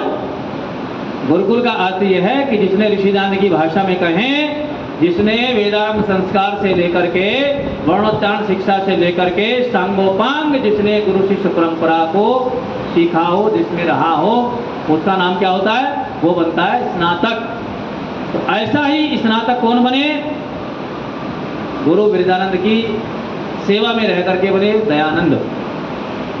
और गुरु विरजानंद का जीवन ऐसा जीवन है कि तुलसी बाबा की पंक्ति आती बहुत अच्छी, उन्होंने लिखा है कि अति संघर्ष करे जो कोई अनल प्रगट। जीवन में जो लोग हताश है, निराश है, अवसाद के शिकार है, मानसिक बीमारियों से ग्रसित है, जिन्हें तमाम प्रकार की नकारात्मकता संसार में दिखाई देती है, ऐसे लोगों को कुछ पढ़ना हो न पढ़ना हो, लेकिन गुरु विरजानंद का जीवन चरित्र तो पढ़ना ही। और मैं कई बार मंचों से कहता हूँ कि जीवन में आपको मौका मिला बहुत कुछ पढ़िए, उसकी चर्चा तो बहुत विद्वान करते हैं, लेकिन आप पंडित राम प्रसाद बिस्मिल की आत्मकथा पढ़ें। जो उन्होंने फांसी की काल कोठरी से 3 दिन पहले लिख करके बाहर भेजी थी। आप पंडित इंद्र विद्यावाचस्पति का लिखा हुआ मेरे पिता नाम की पुस्तक को पढ़ें। सारे पिताओं को पढ़नी चाहिए और डंडा मार मार करके अपनी संतानों को पढ़ानी, क्योंकि आज संतान राज्य गुरु जी तो पढ़ते नहीं, क्योंकि हम नहीं पढ़ते। और तीसरा, हमें गुरु वृदानंद का जीवन चरित्र भी पढ़ना। 5 वर्ष की उम्र है वृदानंद की, कितनी? अभी संसार के सौंदर्य को अपनी आंखों से ठीक से न देखा, लेकिन अचानक से पूरे उत्तर भारत में एक महामारी फैली जिसे माता कहते हैं, माता निकल गई। पहले क्या कहते थे जी आपके समय में? आजकल मेडिकल ज़्यादा हो गया, पढ़े लिखे लोग हो गए तो क्या नाम देने लगे? चेचक। ये 2 प्रकार की होती है, एक छोटी और एक। उसी चेचक से आपने कई लोगों के चेहरे ओमपुरी जैसे भी देखे होंगे। ये सब चेचक की देन है। और वो चेचक इतना गंभीर फैला कि 5 साल के बालक की दोनों आंखों की रोशनी। अब इसकी स्थिति 2 है। आप में से कई उस आयु के पड़ाव में हैं। एक व्यक्ति जन्मना अंधा होता है। हमारे परदादा थे, जन्मना अंधे थे। लेकिन एक व्यक्ति दुर्घटना से अंधा होता है। जन्मना अंधा की शरीर की प्रकृति धीरे धीरे संसार से घुल मिल जाती है, बहुत सारी चीज़ों को हमसे अच्छा जानते हैं। लेकिन ये तो दुर्घटनावश अंधे होते हैं, इनके जीवन में कष्ट कई गुना ज़्यादा। ऐसे ही ब्रजलाल के जीवन में भी बढ़ गए। जब वो अंधे हो गए तो पिताजी को चिंता हुई, माँ को ही, तो पिताजी ने उनको घर पे पढ़ाना शुरू किया। पहले हमारे यहाँ पढ़ाते थे, इसलिए ऋषिदान जी कहते हैं मातृमान पितृमान आचार्यवान पुरुषो वह संतान बड़ा भाग्यवान है जिस संतान को 3 उत्तम शिक्षक अर्थात पहला माता मिले, दूसरा शिक्षक पिता मिले और तीसरा शिक्षक। आज इसलिए हम लोग माता नहीं कहलवाते बच्चों से, क्योंकि हम वैसे गुण रखते नहीं हैं। आजकल तो चर्चा मैं पिछली बार भी कर रहा था, आजकल तो एक नई परंपरा ने और जन्म लिया कि बच्चा 2-3 महीने का हो जाए तो माँ नौकरी कर सकती है। जब उसकी मैटरनिटी लीव पूरी हो जाए तो वो क्या कर सकती है जी? बच्चे को कौन रखेगा? स्कूल वालों ने कहा हमने एक नया सिस्टम ईजाद कर दिया, आप अपने बच्चे को सुबह छोड़ करके जाए और शाम को अपने घर आते समय लेकर के आ जाए, दिन भर आपके बच्चे को हम पालेंगे। उसे बोलते हैं क्रंच विधि, बोलते हैं ना। और वहां से लेकर के अब 2-3-5 महीने का बच्चा संसार में जिसके बारे में कहा जाता था कि माँ की गोद पिता की छाया, फिर बोलो किसका डर है। इसके बारे में कहा था कभी शकुंतला ने अपने बेटे से, बेटे मत छेड़ इस शेर को, ये शेरनी आ जाएगी, इसको पता लगेगा कि मेरे बच्चों से कोई छेड़खानी कर रहा है तो वो तुझे खा जाएगी। तो उसने कहा था क्या मेरी माँ कोई शेरनी से? और तब कवि ने लिखा कि हम भारत के भरत खेलते शेरों की संतान से, कोई देश नहीं दुनिया में बढ़कर हिंदों से। ऐसे ऐसे महापुरुष पैदा हुए। फिर यहाँ भी एक कहानी जोड़ दी हमने, और उस कहानी को जुड़ते जुड़ते पिता जो है वो पढ़ाने लगे बेटा को, लेकिन काल को कुछ और ही स्वीकार था। उसके थोड़े दिन बाद माता चल बसी, फिर पिता चल बसे, बच्चा हो गया अनाथ। बाल विवाह की परंपरा थी, बड़े भाई का हो गया विवाह। घर में आ गई भौजी, और भौजाई ने आकर के घर में जो भाजी साग तरकारी बनानी शुरू की, तो अंधे को सबसे पहले दुत्कारना प्रारंभ किया। और ये अंधा एक दिन इतना पीड़ित हुआ, इतना दुखी हुआ ब्रजलाल कि अपना घर छोड़ करके, क्योंकि उसके लिए तो न दिन कोई माने रखता था न रात माने रखता था, किन्हीं तरह के लोगों के संपर्क में आए। और पंजाब के उस करतारपुर से जालंधर से निकल करके वो व्यक्ति कैसे कैसे यात्रा संघर्ष करते करते पहुंचे ऋषिकेश। और ऋषिकेश जब पहुंचे तो वहाँ उन्हें किसी ने कहा कि भाई देखो ऐसे तो गुजारा होगा नहीं, आप साधु बनो, क्योंकि भारत में साधुओं का बड़ा, बोलो जी क्या है, सम्मान है। यहाँ तो साधु बनने के लिए कोई डिग्री विग्री की आवश्यकता भी नहीं है। 3 मीटर कपड़ा खरीदो, 1.5 मीटर नीचे लपेटो और 1.5 मीटर ऊपर डाल लो। नहाने वहाने की भी कोई ज़रूरत नहीं है, जितना लंबा डाढ़ा हो उतना पक्का बाबा हो। यहाँ कोई नहाने की भी साधु के लिए कोई ड्रेस कोड नहीं कि नहाना पड़ेगा, नया नहाओ। और अभी तो क्या करें, बोले बालों में भी कंघा तेल कराने की आवश्यकता नहीं है। और बोले महाराज जो जूं पड़ गई तो क्या करें, बोले जूं की दवाई हम बताएंगे, देसी दवाई है। ये जो आप चूल्हे की राख होती है, धोने की राख होती है, इस राख को छानिए, बरगद की टहनी तोड़िए, उसका जो दूध उसमें से निकलता है उसको राख में भिगोइए और उसको अपने बालों में लगाइए, जटाएं बनाइए। वो एंटी जू होता है, जू होने वाली। और आपने अनेक साधुओं को ऐसे देखा होगा, उसके बाद टूटते भी, ये हमारे तो टूट जाते हैं। किसी जटा वाले साधु को आपने कभी गंजा नहीं देखा होगा, देखा कभी किसी को? और ये हमारे वाले तमाम प्रकार के तेल, तमाम प्रकार के साबुन, शैम्पू, तमाम प्रकार की चिकित्सा सुविधाएं, कोई प्रोटीन इतने प्रकार के खा रहा है, बोले ये बचे रहें, लेकिन ये बचते और ये नहीं उड़ते, ये आंख और बाल दोनों एक साथ जाते हैं। जब गंजापन शुरू होता है तो चश्मा धीरे धीरे आना प्रारंभ। तो ऐसा ही वृद्धानंद से कहा, बोले तू ऐसे मरेगा तो भूखा मर जाएगा, क्योंकि तो अंधा है और ऊपर से तू ज्यादा बूढ़ा भी अब नहीं है। तो बोले क्या कर? बोले संन्यास ले ले। पाखंड उस समय चरम पे था। जो व्यक्ति मिलता था वो चाटता था, मेरा चेला बन जा, भाई तेरे कारण मेरा भी गुजारा चलता रहेगा, दुकानदारी चलती रही, अंधे के नाम से लोग ज्यादा भावुक होकर के देंगे। अब वो जैसे तैसे उनके साथ रहते रहते कहा, बोले ऐसे भी गुजारा नहीं होगा, कुछ तो भगवान की भक्ति करनी। देखो आर्य समाजों की तरह तो गुजारा होगा नहीं कि देखो जी हम तो किसी चीज को मानते, नाम कनागत करते, न हम नवरात्रों का व्रती रहते, और हाँ जो हमारे गुरु ने कहा उसकी बात भी मानते, क्योंकि हम कौन है? हम अपने घर में संध्या भी करते, संध्या तो छोड़ो, हम अग्निहोत्र भी करते। हम औरों को कहते हैं कि भाई 16 आहुति भात की देकर, 10 आहुति भात की देकर, मन में भाव दया के लेकर, दया धर्म का मूल बताया, अभिमान न करना। बोले बात तो औरों के लिए है, अरे घर में हवन करके क्या गुजारा होगा? हर समाज में होता ना, वहीं जाएंगे 2 आहुति लगाएंगे और गंगा जी, क्योंकि हम किसी चीज को मानते हैं। और बोले अतिथि यज्ञ, बोले हमारे दादाजी अतिथि बुलवाते थे, हमारे घर पे पंडित शोभाराम प्रेमी आते थे, हमारे घर पे सत्यदेव स्नातक बहुत आते थे, हमारे यहाँ स्वामी प्रणवानंद बुद्धदेव विद्यालंकार तो हमारे घर में न जाने कितनी बार आए। और बोले आप? बोले मैं उन्हीं का तो पोता हूँ, ये मकान दादाजी का, जमीन दादाजी की, मोहर दादाजी की, तो पुण्य भी दादाजी के मेरे हिस्से में ही, क्योंकि हम कौन है जी? बोलो हम आर्य समाजी है, हम देवी देवता को मानते हैं। बोलो। और बोले अच्छा जी, बोले गाय? बोले गाय तो गुरुकुल वाले पालते हैं ना, हम तो साल भर में उत्सव में जाते हैं, गाय के साथ फोटो खिंचाते हैं, स्टेटस पे लगाते हैं और कहते हैं हम कौन है जी। तो ऐसे वृद्धानंद नहीं थे।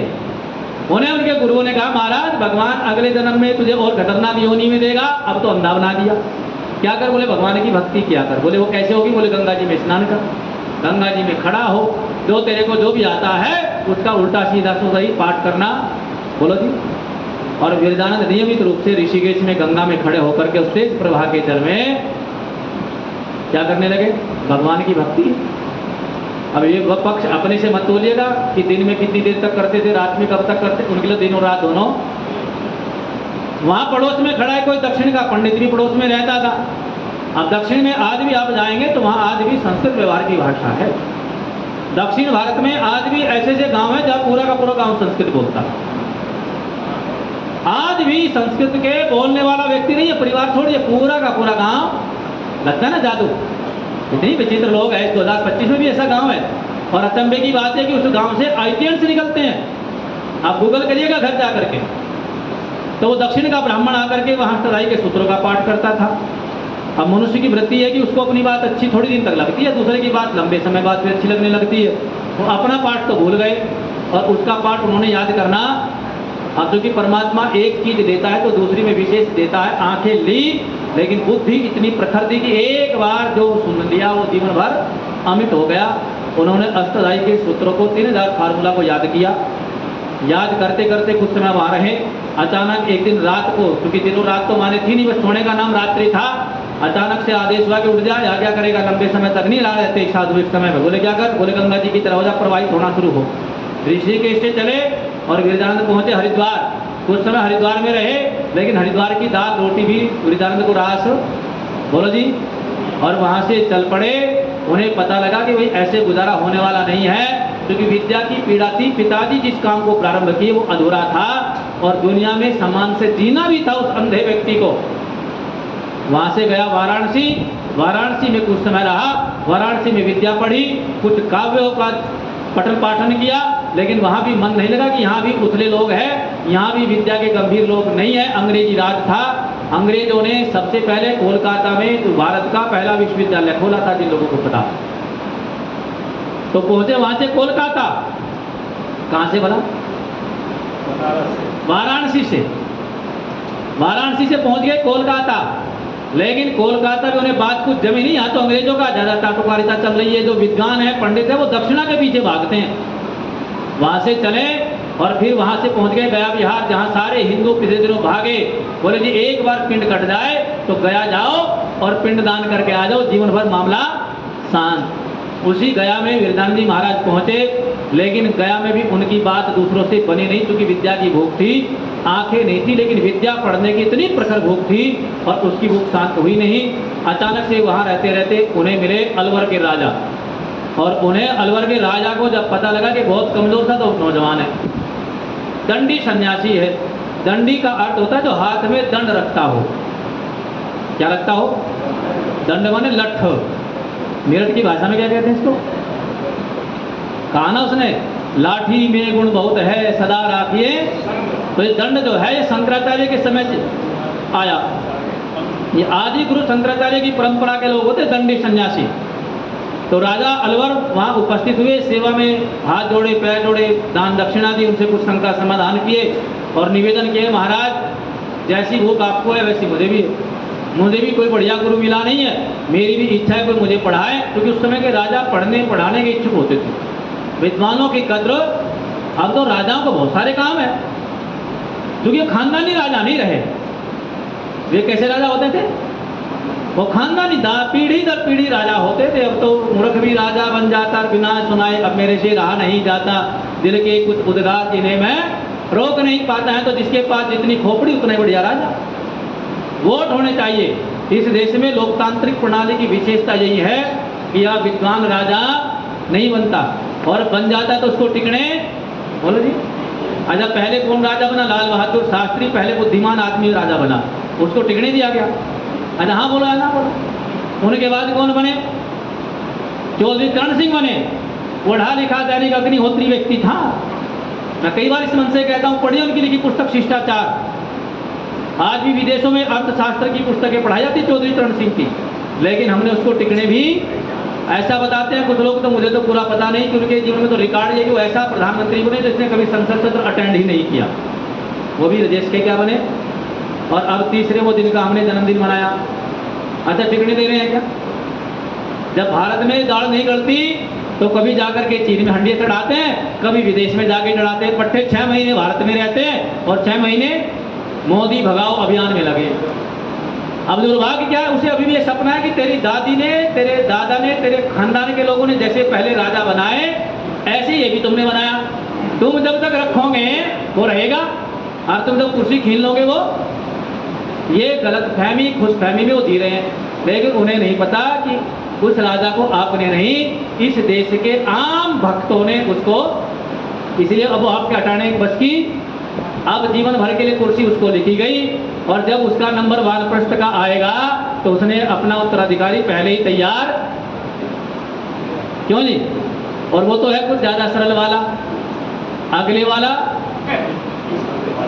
बुलडोजर वाला है। एक तो राय पे अपराध करो, अगले तो राय पे यमराज खड़ा है नमस्ते लेने के लिए। तो ऐसे राजा देश में होने, और ये राजा भी विद्या का पिपासु है तो लोकतांत्रिक प्रणाली से, लेकिन कैसा है ये, बोलो जी। पिछले 10 साल उठा करके देखो, जितने भी इस देश में पद्मश्री हो या दूसरे राजकीय सम्मान हो, वो सब मिले हैं, सारे ऐसे ऐसे लोगों को मिले जिसका हमने कभी नाम भी, लेकिन जब उसकी कथाएं गाथाएं पता लगी, ऐसे ऐसे लोग भारत में रहते हैं जिनके पैरों में चप्पल पहनने के पैसे भी नहीं। ऐसे ऐसे लोग रहते हैं जिनका पूरा जीवन निःशुल्क शिक्षा के लिए समर्पित हो गया। कहाँ से ढूंढ करके लाता? तो ऐसे ही राजा अलवर उनके पास पहुंचे, कहा महाराज मुझे पढ़ाओ, मेरे राज्य आओ। उन्होंने कहा इच्छा करेगी तो आएंगे, और बस साधु का मन भरा और वहां से चल दिए। कहाँ? बोलो जी। अलवर पहुंच गए। जब अलवर गए तो चेले से निवेदन किया, देख भाई मैं मुफ्त की तो रोटी खाता नहीं हूँ, क्योंकि वेद का मंत्र कहता है ईशा वास्तविदम सर्वम यत किंच जगत्याम जगत तेन तक तेन भुंजिता माँ गृध अगर मैं मुफ्त की रोटी खाऊंगा तो मैं लालची हो जाऊंगा। बिना पुरुषार्थ के खाऊंगा तो आज मुझे 10 किलो गेहूं मिल रहा है, कल कहेंगे 12 किलो दे मोदी तो बात बने, परसों 15 किलो दे तो बात बने। आज मैं 400 रुपये पाता हूँ, मुफ्त की खाता हूँ, कल मुझे 500 चाहिए, परसों 700 चाहिए, और ये मुफ्त खोरी इस देश को बर्बाद कर देगी। मैं ऐसा साधु नहीं हूँ। अगर तुझे मुझे रखना है तो मेरी एक शर्त है। बोले क्या? तुझे मेरे से प्रतिदिन पढ़ने आना। ये शर्त लगा दी किसने? दंडी विरजानंद ने। और जब ये शर्त लगाई तो उत्साह में शिष्य भी स्वीकार कर गया, महाराज ऐसा तो गुरु मुझे चाहिए था। और अब दोनों गुरु शिष्य पढ़ने, और बोलो जी कहाँ की घटना है ये?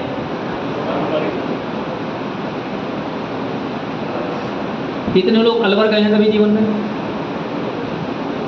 इस बार जाएंगे, कभी गुजरात जाएं तो अलवर से होती हुई ट्रेन गुजरती है। अलवर का मिल्क केक बहुत प्रसिद्ध है, जो लोग मिठाई के शौकीन हैं। मैंने लगभग जीवन में 60-70 बार यात्राएं की अलवर की।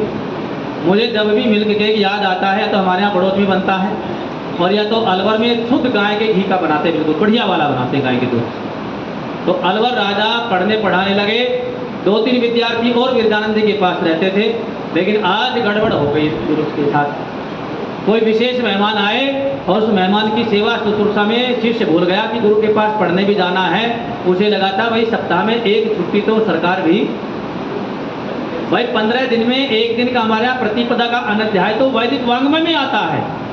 छुट्टी हमारे यहाँ नहीं होती है। कन्या भी कई बार हमारे यहाँ बोलते हैं तो छुट्टी है। मैंने कहा हॉस्पिटल में थोड़ी हो, छुट्टी होने में और अवकाश होने में, बोलो जी हाँ जी, छुट्टी वो होती जैसे अब छूट जाए, दोबारा उसमें आना न चाहते हो। अच्छा हॉस्पिटल जाके कोई चाहता है कि मैं दोबारा हॉस्पिटल जाऊं? अगर बीमार हो जाए दवाई लानी पड़े तो कहते तू पर्चा लेके चला जा, मेरी इच्छा जाने की। तो ये होती है छुट्टी। लेकिन हमारे यहाँ होता था अवकाश, 1 दिन का अवकाश, महीने में 2 दिन के अवकाश की वैदिक परंपराओं में हमारे यहाँ विधान है कि आप प्रतिपदा को अध्याय करें, विद्याजन्य करें, कपड़े धोएं, सफाई करें और दूसरे काम करें। लेकिन ये शिष्य तो बड़ा विचित्र है भाई गुरु जी। तो इसने तो प्रतिपदा का अवकाश भी प्रतिबंधित किया, क्योंकि उसके लिए तो न पूर्णिमा कोई मान्य रखती है, न अमावस्या कोई मान्य रखती है, न उसके लिए सोमवार का कोई महत्व है, न उसके लिए कोई दिन का महत्व है, न रात्रि का है, क्योंकि वो आंखों से क्या है, लेकिन बुद्धि से प्रकाशमान है। वह सूर्य है, हमें दिखाई नहीं देता, लेकिन 24 घंटे जिसके प्रकाश से सारा संसार प्रकाशित। आज इसने जब छोड़ा तो गुरु ने कुछ देर तो प्रतीक्षा की, दोपहर हुआ, दोपहर बाद हुआ, सायंकाल होते होते शिष्य से कहा बेटा बिस्तरा लपेटो। बोले क्यों? बोले आज विद्यार्थी नहीं आएगा, आज उसको विद्या से ज्यादा कोई दूसरा महत्वपूर्ण काम लगा। बात पकड़िएगा, गुरु विरजानंद के जीवन चरित्र में आती है घटना कि गुरु ने अपने शिष्य से कहा, और आप लोग ध्यान से सुनना नहीं हो, उसको विद्या से ज्यादा महत्वपूर्ण काम आ पड़ा। और जब व्यक्ति को विद्या से ज्यादा कोई महत्वपूर्ण काम लगता है तो विद्वानों को उस समय वहां रहना अच्छा नहीं होता, उस जगह को छोड़ देना। और अपना चटाई बिस्तरा लपेटा, शिष्यों को साथ लिया और अब वहां से निकल पड़े। मंजिल नहीं थी, लेकिन वहां से चलते चलते किसी व्यक्ति ने कहा था कि आप कभी मथुरा आए तो आपका यहाँ भी सत्कार होगा। और वो अब कहाँ पहुँच गए? और मथुरा में बहुत छोटी सी तंग गली है, वो कई लोगों ने दर्शन किए होंगे तीर्थ के। अब यही तो दुर्भाग्य, आर्य समाज जी कह देते हैं हम कुछ नहीं मानते जी। ये किसी को नहीं मानते सच में। आर्यों को तो उस तीर्थ का बार बार भ्रमण करना चाहिए, पीड़ा होती देख करके उस स्थान की। आज सारे संसार में मक्का मदीना इतना प्रसिद्ध है कि आप छिप करके भी नहीं कर सकते हो। यरूशलेम संसार में प्रसिद्ध है, दरगाह संसार में अनेकों है। हम सीना ठोक करके कहते हैं कई बार हमें बड़ी पीड़ा होती है। मेरठ में ऋषिदान 9 बार आए। कितनी बार आए आ रही हो? त्यागी जी गलत तो नहीं बोल रहा हूं मैं। और शायद पूरे भारत में ये हमारे सौभाग्य है कि सबसे ज्यादा प्रवास ऋषि का मेरठ में रहा। परोपकारिणी सभा का पूरा बायलॉज आपके यहाँ तैयार है। उनका मन था कि यही स्थापित हो, लेकिन किंतु परंतु विकट रहा। भारतीय कृषि आदि गोरक्षणी सभा, उसका पूरा बायलॉज ऋषि ने मेरठ में बैठ के बनाया। लेकिन अपने सीने पे हाथ रख के बताना आ रही हो, हम ऋषिदान की 200वीं जयंती आर्य समाज की स्थापना का 150वां वर्ष मना रहे हैं। क्या हम संसार का कोई व्यक्ति आकर के पूछे कि मेरठ में ऋषिदान 9 बार आए और कोई कहे त्यागी जी मुझे वो जगह दिखा के लाओ जहाँ ऋषिदान ने प्रवास किया, क्यों जी? है कोई जगह आपके पास ऐसी? कोई है स्थान अवशेष ऐसा? छोड़ के सारे समाज को कि सारे समाज की नींव ऋषिदान जी महाराज ने रखी थी, और कोई जगह कोई ऐसा स्थान हम लोग चिन्हित कर पाए क्या? इस मेरठ में कितने लोग हैं, उत्तर प्रदेश में कितने लोग हैं? चाहते तो कितना भव्य बड़ा स्मारक ऋषिदान जी महाराज का मेरठ में बोलो बनना चाहिए था कि नहीं बनना चाहिए था, लेकिन क्या हमने इसके ऊपर चिंतन भी किया? ऐसे आप मथुरा जाइए, वो कुटिया आज भी उपेक्षित है, उसके सामने चाट पत्ते वालों के ठेले हैं, इतनी तंगली है कि आप वहाँ पैदल भी जाने में एक बार जाएंगे तो दोबारा इच्छा। सारे संसार को जिसने जगाया दयानंद, उस दयानंद का गुरु जहाँ दयानंद रह करके पढ़ा और पढ़ा नहीं है, जिसने जीवन के झंझावतों को झेला। गुरु ने कुछ शर्त रखी थी, बेटा जितना पढ़े हो ना, और ये दयानंद के लिए शर्त नहीं थी वृंदानंद की। जब उन्होंने मथुरा में जाके प्रवास बनाया तो कुछ राजपूताना लोग उनसे मिलने आए, राजपूत लोग, और उन्होंने उनका यश सुन रखा था, वृंदानंद से पहले उनका यश पहुंच जाता था। तो उन्होंने कहा कि आपके हम रहने खाने की सारी व्यवस्था करेंगे, या आपको स्थान दे देते हैं, आप पढ़िए पढ़ाइए, क्योंकि आजकल की तरह लंबे चौड़े गुरुकुल होते नहीं थे, ना लोगों को गुरुकुलों में रुचि थी, अंग्रेजी काल था, तो छोटा सा मकान दिया और कहा कि इसी मकान में अपना विद्याध्ययन करिए कराइए। बाबा जी वही रहते थे, वही 2 4 5 7 विद्यार्थी पढ़ने आते थे। अंतकालिक गुरु जी की कुटिया का तेल दीपक का रहने खाने का वस्त्र आदि की व्यवस्था कुछ राजपूत के परिवार कर दिया करते थे, कुछ बनिया लोग व्यापारी लोग करते थे। अब दुर्भाग्य इस देश का यह कि यहाँ हमने सबको लपेटा कहानियों से, हमें सिखा दिया गया कि देश का सबसे खतरनाक लुटेरा कौन? बोले बनिया। सबसे खतरनाक आदमी कौन? बोले क्षत्रिय।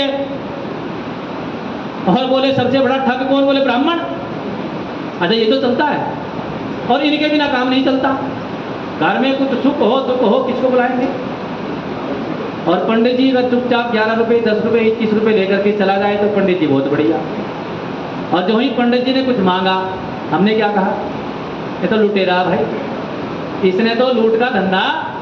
बोलो जी, मेरा लड़का तो 30 35 40 लाख रुपए प्रतिवर्ष का पैकेज पाता है, और ये पंडित जी 500 की जगह 1100 रुपये मांग ले तो इसने, बोलो, पता हमें भी है, इसलिए हम अपने बच्चों को पंडित बनाते हैं। जोर से बोलो इस बार।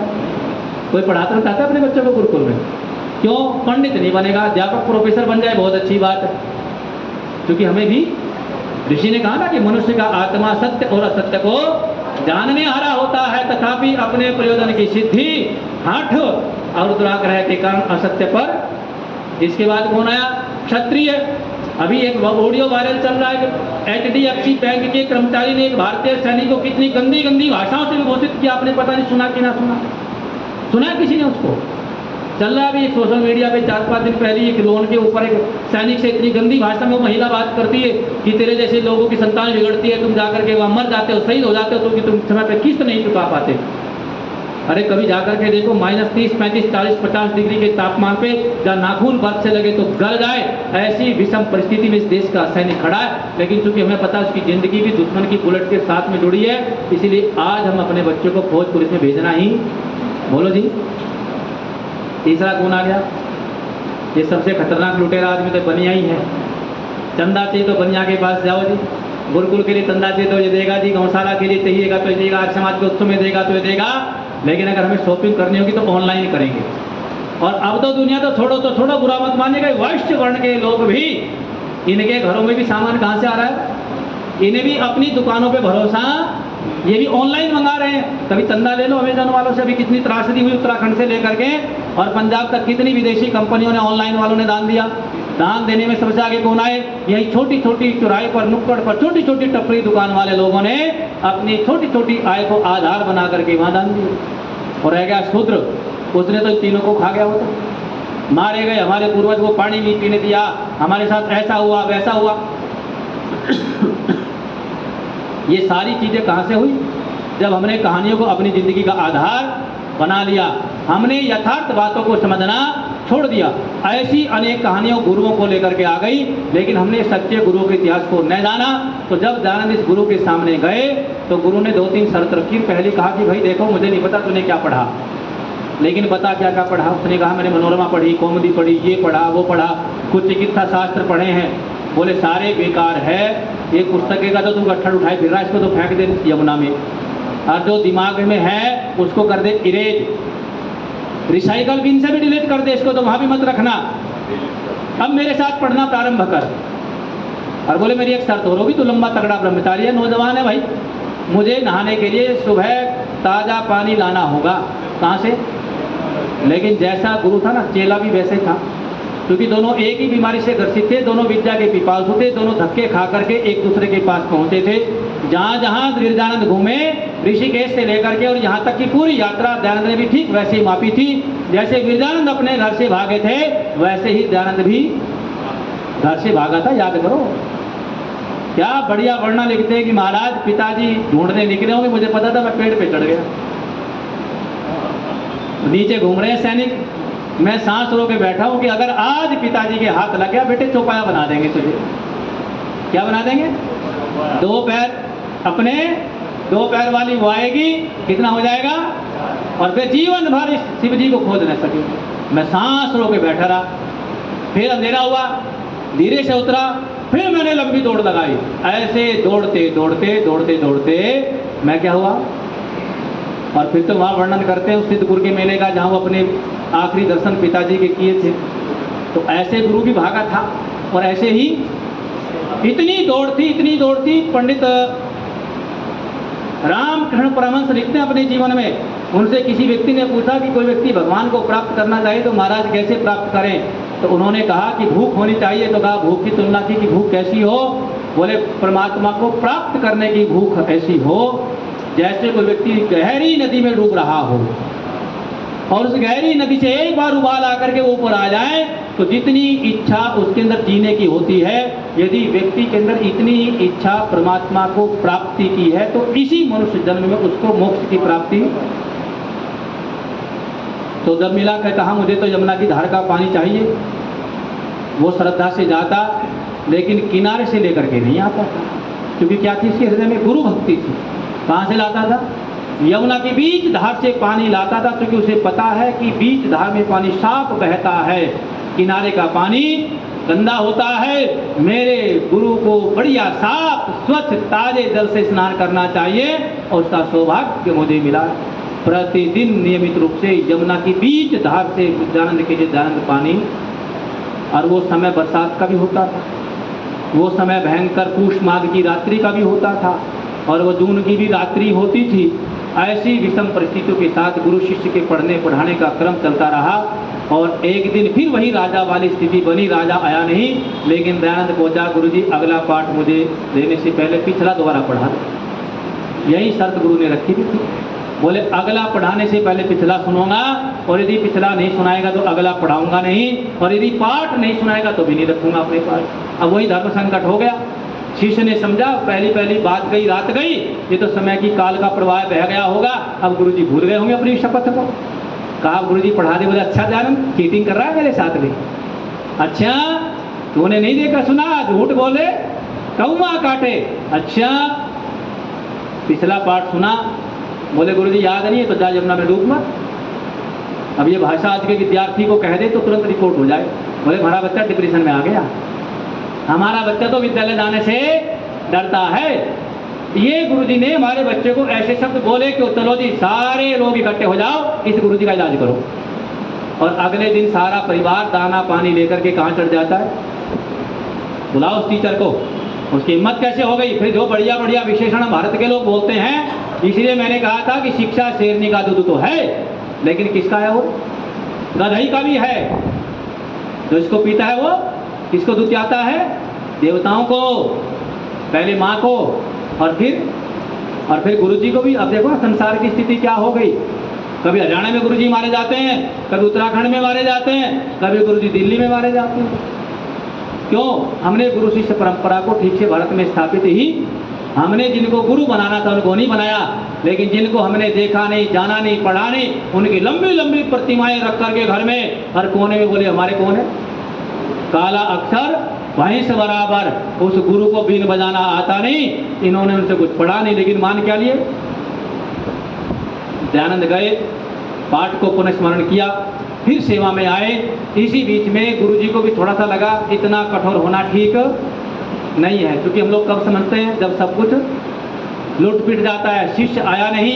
गुरु जी के भी हृदय में सपने अधूरे रहे। बात वही कि सारी रात जगी, एक हाथ लगा और सुबह उठते ही अब गुरु जी को भी लगा मामला सब कुछ गड़बड़ हो गया। एक शिष्य पूरी जिंदगी में मिला था और वो भी तूने भगा दिया। गुरु जी भी प्रायश्चित कर रहे हैं। दयानंद आए और आकर के जब पाठ सुनाए तो इतिहासकार लिखते हैं कि पहली बार गुरु ने शिष्य को सीने से लगा और एक इस कहा कि दयानंद तू कहाँ चला गया था?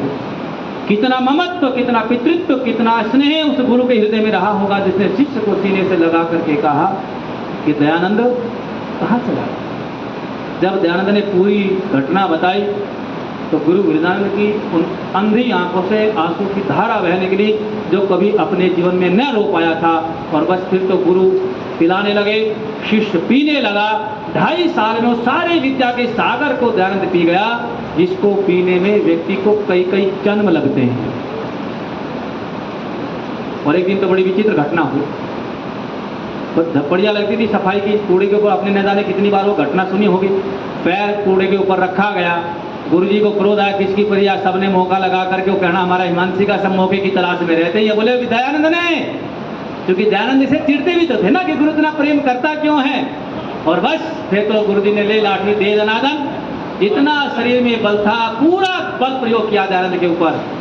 और दयानंद अपने जीवन में लिखते हैं कि मेरे शरीर पर गुरुजी के प्रसाद के वो अवशेष आज भी, बोलो जी कितने कठोर थे वो गुरु। और आज क्या कर रहा है गुरु? आज गुरु नाच रहा है। क्या कर रहा है गुरु जी? बोलो जी। पोयम के लिए साउंड बजता है क्लासरूम में और ये गुरु जी क्या करता है? ये डांस करती है गुरु जी। कहाँ जा रहे हैं हम लोग? इसलिए कालिदास ने कहा था कि आज्ञा गुरुनाम ही अविचारणीय। गुरु ने जो कहा उसका पालन होना। गिरिजानंद ने कहा था कि एक बार पढ़ाऊंगा, दयानंद ने पालन किया। गिरिजानंद ने कहा था यमुना की धार से स्नान के लिए पानी लाना, दयानंद। गिरिजानंद ने कहा था कि यहाँ सफाई भी करेगा, तो दयानंद ने वहाँ सफाई भी, सन्यासी होते हुए व्याकरण वेद पढ़ते पढ़ते भी वहाँ सफाई का काम। और आज हम कितने गर्व से कहते हैं जब शादी के लिए जाते हैं, बोले जी देखो हमने अपनी बेटी से घर में कोई काम, अच्छा वहाँ किसी ने भेज रहे हो फिर तो घर में रख लो। ये विचार करने योग्य भारतीयों को परंपराएं हैं कि हमारे पूर्वजों ने कैसे कैसी दृढ़ आत्मक स्थिति से कठोर बनते बनते, कट्टर बनते बनते इन परंपराओं को हम तक लेकर के आए। लेकिन आज हम इसी मंच पे बैठ करके कह देते हैं देखो जी अब कठोरता का जमाना नहीं रहा। अब मूर्ति पूजा के ऊपर हल्का हाथ रखना खंडन करते हैं आर्य समाज के लोग। पुरानी पीढ़ी के लोगों अपने हृदय पे हाथ रख करके बताना, जब आप युवावस्था में थे आर्य समाज की दहलीज पे पहले पहले कदम आप लोगों ने रखे थे, क्या उस समय भी आर्य समाज के लोग चुटकुले मारते थे, चिकनी चुपड़ी बातें करते थे क्या?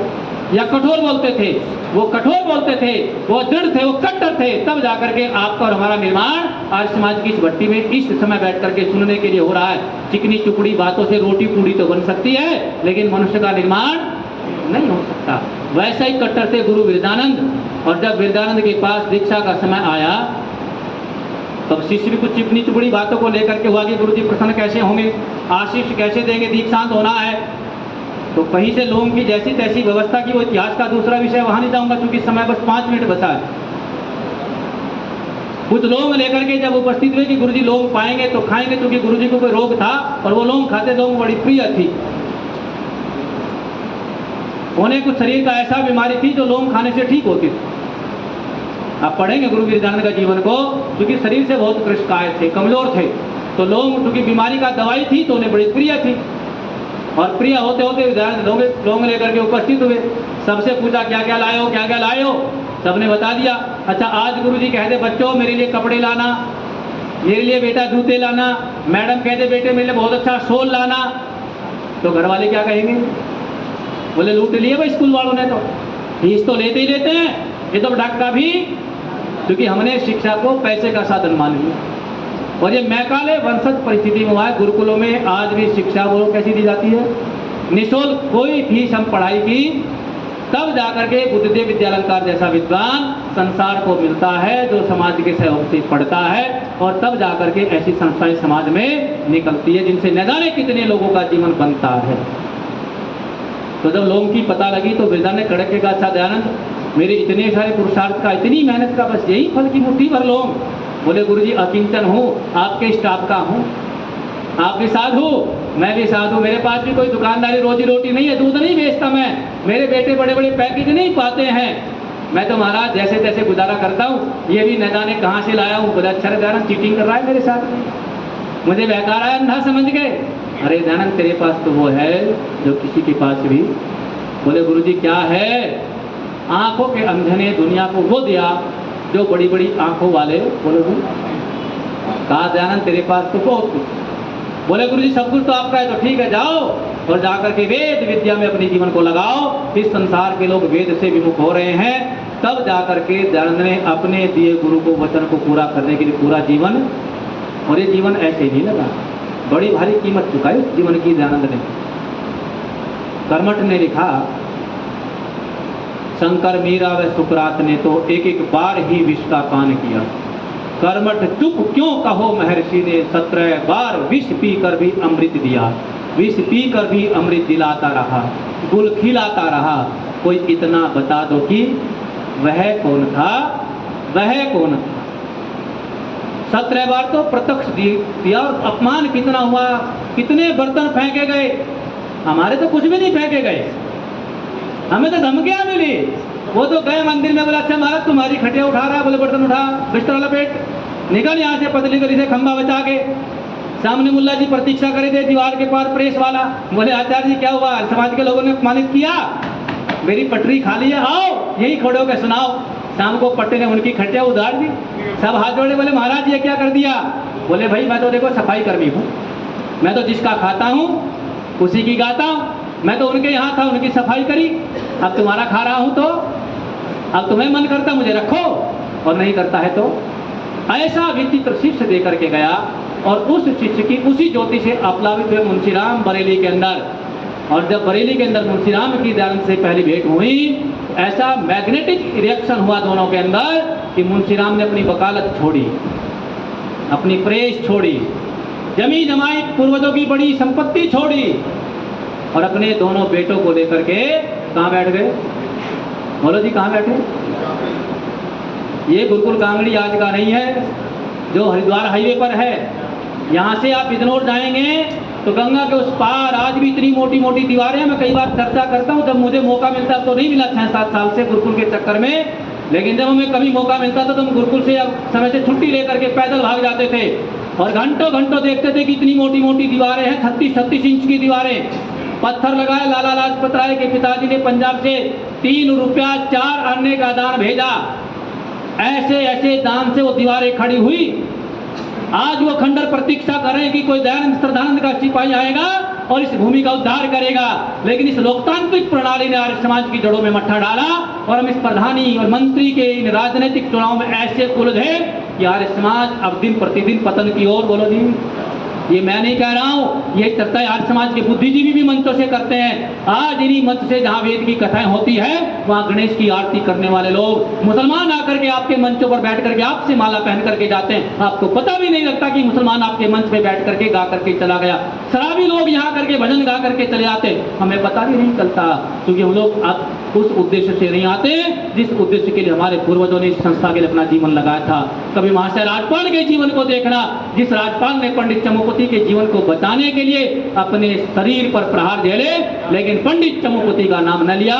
यदि मैंने पंडित चमुपति का नाम बता दिया कि रंगीला रसूल को लिखने वाले पंडित चमुपति थे, ये मुसलमान उस व्यक्ति को मार देंगे, दयानंद की सेना का एक सेनापति कम हो जाएगा, तो भविष्य में लेखनी बंद हो जाएगी। वो लेखनी जिसके लिए मरते समय पंडित लेखराम ने कहा था कि आर्य समाज की इस मीनार से तहरीर और तकरीर का काम बंद होना। ऐसे एक गुरु ने जो संसार में आंखों से तो अंधा था, लेकिन उसके पास ज्ञान का इतना बड़ा सूर्य था, जो सूर्य तब से लेकर के अब तक प्रकाश सारे संसार को दे रहा है। ऐसे गुरु गिरजानंद के जीवन से जब एक प्रेरणा लेकर के भी अपने घर परिवार में, अपने बच्चों में और कुछ न करें, सनातन के संस्कारों को स्थापित करने का काम करें। अपने बच्चों को ऐसे पूर्वजों की कथाएं सुनाएं, तो निश्चित रूप से जो पुरानी पीढ़ी के जाने का हमें एक कशिश रहती है, एक पीड़ा रहती है, एक आह रहती है, डहा रहती है कि पुरानी पीढ़ी के लोग जाएंगे, इन कुर्सियों को कौन भरेगा। ये वानप्रस्थ की पीढ़ी के लोग सने सने करके 2-4 प्रतिवर्ष से चले जाते हैं और वे कुर्सियां हमारी खाली होती है। यदि हम अपने घर में जा करके दुनिया के बीच में काम करें ना करें, लेकिन अपने घर में अपनी संतानों के बीच में बैठ करके उस काम को करें। और मैं इसलिए नहीं कह रहा हूं कि मैं आपसे कह रहा हूं, ये हमारी कन्याएं साक्षी है इस बात की। हम प्रतिदिन 3-3, 4-4 घंटे बैठ करके इन कन्याओं के बीच में निरंतर यही बात इनको बताते हैं कि इस चार दीवारी के मध्य में वो दुनिया रहती है, तो दुनिया संसार की सबसे सुंदर दुनिया है। आपके ऊपर कितना बड़ा ऋण है ऋषि ध्यान जी महाराज का कि आप बैठ करके वेद मंत्र गा रही हो, सुन रही हो, सुना रही हो। कहां से पैदा होकर के? वो साधारण मध्यम से भी निम्न परिवारों में पैदा होकर के आज कितने बढ़िया गीत गाती है कन्याएं, आज कितने बढ़िया मंत्र बोलती है कन्याएं।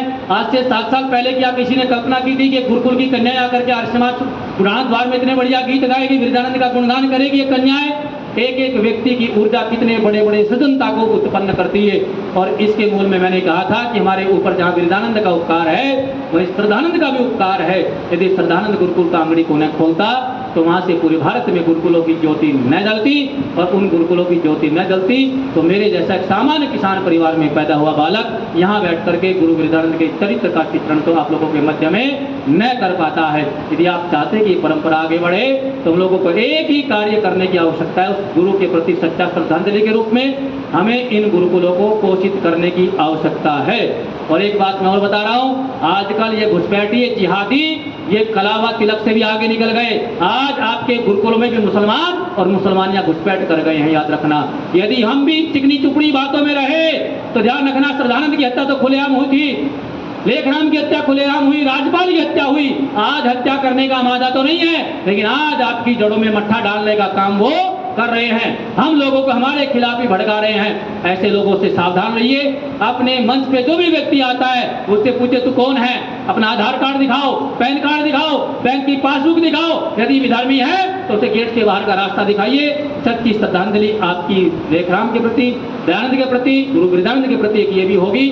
आप लोगों ने मेरे विचारों को दत्तचित होकर के सुना है। मैं पुनः वैदिक कन्या गुरुकुल दबथला परिवार की ओर से उस पवित्र आत्मा के प्रति आप सबों के प्रति धन्यवाद ज्ञापित करते हुए इस निवेदन के साथ कि आने वाली 24, 25, 26 अक्टूबर को वैदिक कन्या गुरुकुल दबथला का वार्षिकोत्सव, 4 दिवाली का लोकार्पण और नवनिर्मित यज्ञशाला का लोकार्पण का कार्यक्रम है। अपने अपने परिवारों के साथ, मित्रों के साथ, संबंधियों के साथ उस कार्यक्रम में सम्मिलित हो। इसके साथ ही आने वाली 30, 31 अक्टूबर और 1-2 नवंबर को दिल्ली के रोहिणी पार्क में, स्वर्ण जयंती पार्क के अंदर बहुत बड़ा अंतर्राष्ट्रीय आर्य महासम्मेलन होने जा रहा है। उस कार्यक्रम को भी आप बनाइए।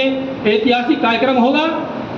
देश के प्रधानमंत्री से लेकर के गृह मंत्री, अनेक राजनेता, पूरे भारतवर्ष के तो थोड़ी विद्वान सन्यासी, पूरे विश्व के आर्यजन वहां आ रहे हैं। आप उस कार्यक्रम बनाइए। आप सभी का बहुत बहुत धन्यवाद। ओम शांति शांति शांति।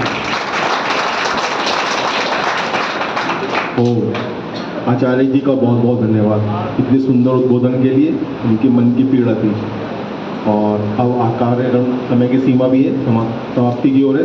सबसे पहले मैं 2 सूचना देना चाहूँगा। एक तो हमारे आगामी 27 तारीख को दयानंद सरस्वती इंटर कॉलेज पिलौना में जिला प्रतिनिधि सभा के अंतर्गत कार्यक्रम है, उसमें हमारे आचार्य जी का भी उद्बोधन होगा। और उसके बाद 28 तारीख का हमारे दयानंद सरस्वती द्वारा स्थापित 148वां स्थापना दिवस है, तो पत्रक बाहर रखें और अधिक से अधिक कार्यक्रमों में पहुँचें। मैं अब अध्यक्ष जी के लिए अमृत करूँ जो अपना अध्यक्षीय भाषण दूँ।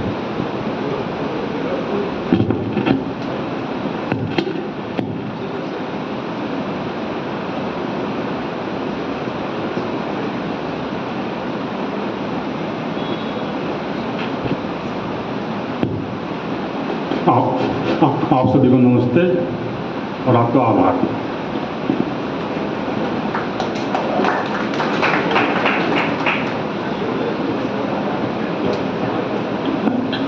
मैं अब धन्यवाद के लिए प्रधान जी को अनुरोध आए, सबका धन्यवाद। बहुत सुंदर उद्बोधन दिया हमारे आज के अध्यक्ष ने। इससे बेहतर उद्बोधन हो भी नहीं सकता। जो भी मिला धन्यवाद। इससे अच्छा क्या उद्बोधन होगा। खैर, अभी आपने आचार्य जी का उद्बोधन सुना। हर आदमी के उद्बोधन में एक पीड़ा है, यह हकीकत है। लेकिन वो पीड़ा सुनने वालों के लिए सूक्ष्म हो जाती है। कहीं वो पीड़ा ऐसी हो जाती जैसे बढ़ती उम्र में घुटने का दर्द हो जाता है, तो आदमी सोचता भी कि मैं क्या सुन के आया हूं और मुझे क्या करना चाहिए। अब तो इतना ही है कि इस पार सुना, उस पार निकाल दिया, 2 कान दिया, इधर से सुना, उधर से निकल गया। अब हमको पीड़ा नहीं होती, इसलिए अब कोई पुराने जैसा कार्य भी नहीं करता। सारा का सारा इतिहास गवाह है, जिसने भी अपने को राष्ट्र के लिए समर्पित करा हो या धर्म के प्रति समर्पित किया हो या जाति के प्रति समर्पित किया हो, उसकी दशा दुर्दशा के रूप में बदली है। अभी गुरु शिष्य की बराबर चर्चा कर रहे थे। वैसे तो गुरु शिष्य परंपरा बहुत लंबी है, लेकिन अगर वास्तव में देखा जाए तो विरजानंद और दयानंद जी जैसी गुरु परंपरा आपको कहीं नहीं मिलेगी। महाराणा प्रताप के गुरु थे, राजघराने के लड़के को शिक्षा दी उन्होंने। छत्रपति शिवाजी थे, उन्होंने भी राजघराने के बच्चे को शिक्षा दी। इस तरह से जो भी शिक्षाएं मिली, गुरु द्रोण थे, उन्होंने भी राजघराने के बच्चों को शिक्षा दी। और गुरु द्रोण का नाम बहुत आता है, लेकिन मैं ये समझता हूँ गुरु द्रोण एक गुरु के नाम पे काला धब्बा है। आप कहीं भी देख लो उसको, उसके विश्लेषण में नहीं जाता, बतला देता समय नहीं है कि वहाँ केवल स्वार्थ के अलावा था ही कुछ नहीं। उन्होंने शिक्षा देने से पहले ही उनके मन में एक स्वार्थ था और गुरु दक्षिणा में उन्होंने मांगा कि मुझको ये चाहिए। वो अपना स्वार्थ सिद्ध करना चाहते थे, लेकिन विरजानंद और दयानंद के गुरु शिष्य की जो उनके संबंध थे वो निस्वार्थ थे। आजकल के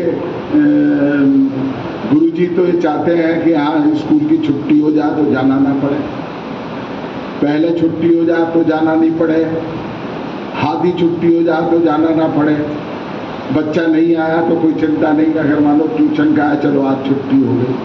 उनके मन में कोई पीड़ा नहीं होती। बहुत बढ़िया उद्बोधन रहा। आज 75वां हम अपने प्रधानमंत्री जी का जन्मदिन मना रहे हैं। मैं समझता हूँ देश को ऐसा प्रधानमंत्री या ऐसा नेतृत्व, जो उसमें लिखा था तो 500 साल के बाद हमने कोहिनूर को पाया है, लेकिन मैं समझता हूँ कि जब से मुगलिया राज बाबर के टाइम से देखा जा तो ऐसा कोई भी ऐसा नेतृत्व बहुत आए, और आज वो नेतृत्व अगर इतिहास के साथ हम जोड़ दें तो वही दशा होगी। पर महाराणा प्रताप अकबर से लड़ते रहे, अकेले लड़ते रहे। अगर उनके और हिंदू राज्य थे इतने सहायक होते तो हमारी दुर्दशा नहीं होती। छत्रपति शिवाजी अकेले लड़ते रहे, इतने राज्य थे, किसी ने साथ नहीं दिया तो हमारी दुर्दशा नहीं होती। पृथ्वीराज चौहान अकेले लड़ते रहे, किसी ने साथ नहीं दिया। और साथ सबसे ज्यादा कन्नौज के राजा जयचंद रण क्षेत्र से लेके और आखिर तक, बचपन से लेके वो आखिर तक पृथ्वीराज से दुश्मनी करते रहे।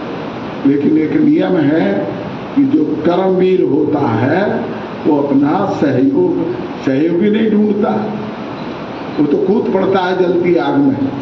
और वही सबों ने करा और वही उसका सबों का रिजल्ट आपके सामने है। आज भी वही दशा है मोदी राज में कि आज ये समझ रहे हैं मोदी और योगी हमारे देश की नैया को पार लगा देंगे। वो तो अपना प्रयास कर रहे हैं, लेकिन आप निश्चित मानना, अगर हमारी यही विचारधारा रही तो फिर वो डूबेगी, फिर वो डूबेगी, फिर वो डूबेगी। आप बिहार का हाल देख ही रहे। मैं समय का अतिक्रमण नहीं चाहता। आज मन में बड़े भाव जब उन्होंने बोले तो थे, अभी मंत्री जी ने हमारी सूचना दी है, तो हम प्रयास करते हैं ज़्यादा से ज़्यादा लोग आवें और खुशामद करते हैं। हम तो आओ भाई, हम कुछ दे ही रहे हैं, ले तो रहे नहीं बिल्कुल, लेकिन अपनी अपनी विचारधारा। मैंने कहना दर्द नहीं है, जिस दिन दर्द उठता तो उस दिन हमारे सहयोगी बहुत होते।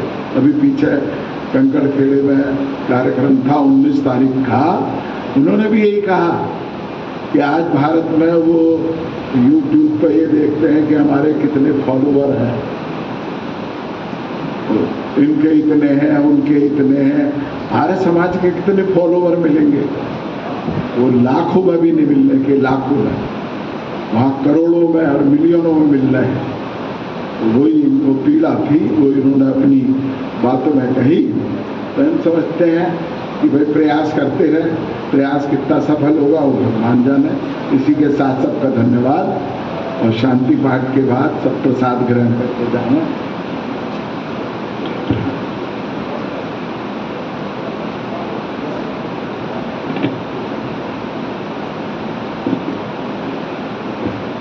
आओ सीधे बैठ करके सारे संसार में चराचर जगत के सुख शांति के लिए शांति पाठ करें।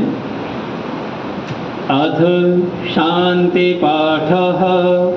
ओम द्यौः शान्तिरन्तरिक्षं शान्तिः पृथिवी शान्तिरापः शान्तिरोषधयः शान्तिः वनस्पतयः शान्तिर्विश्वे देवाः शान्तिर्ब्रह्म शान्तिः शान्तिः शान्तिरेव शान्तिः सामा शान्तिरेधि। ओम शान्तिः शान्तिः शान्तिः। जो बोले सो अभय। जगत गुरु विरजानंद सरस्वती की, योग प्रवर्तक महर्षि दयानंद सरस्वती की, स्वामी श्रद्धानंद जी महाराज की, पंडित लेखराम की, मुनिवर पंडित गुरुदत्त विद्यार्थी की, मर्यादा पुरुषोत्तम भगवान श्री रामचंद्र की, योगीराज भगवान श्री कृष्ण जी महाराज की, संसार के श्रेष्ठ महान पुरुषों की, जगत जननी भारत माता की, भारत के अमर बलिदानियों की, गौ माता का, आर्य समाज, ओम का झंडा, वेद की ज्योति, यज्ञ की ज्योति, संस्कृत भाषा, सत्यार्थ प्रकाश, गुरुकुल प्रणाली, हमारा उद्घोष प्रणव ध्वनि।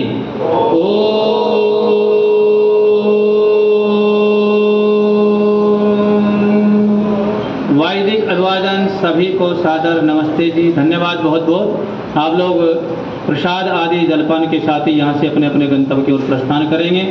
आगामी शनिवार का कार्यक्रम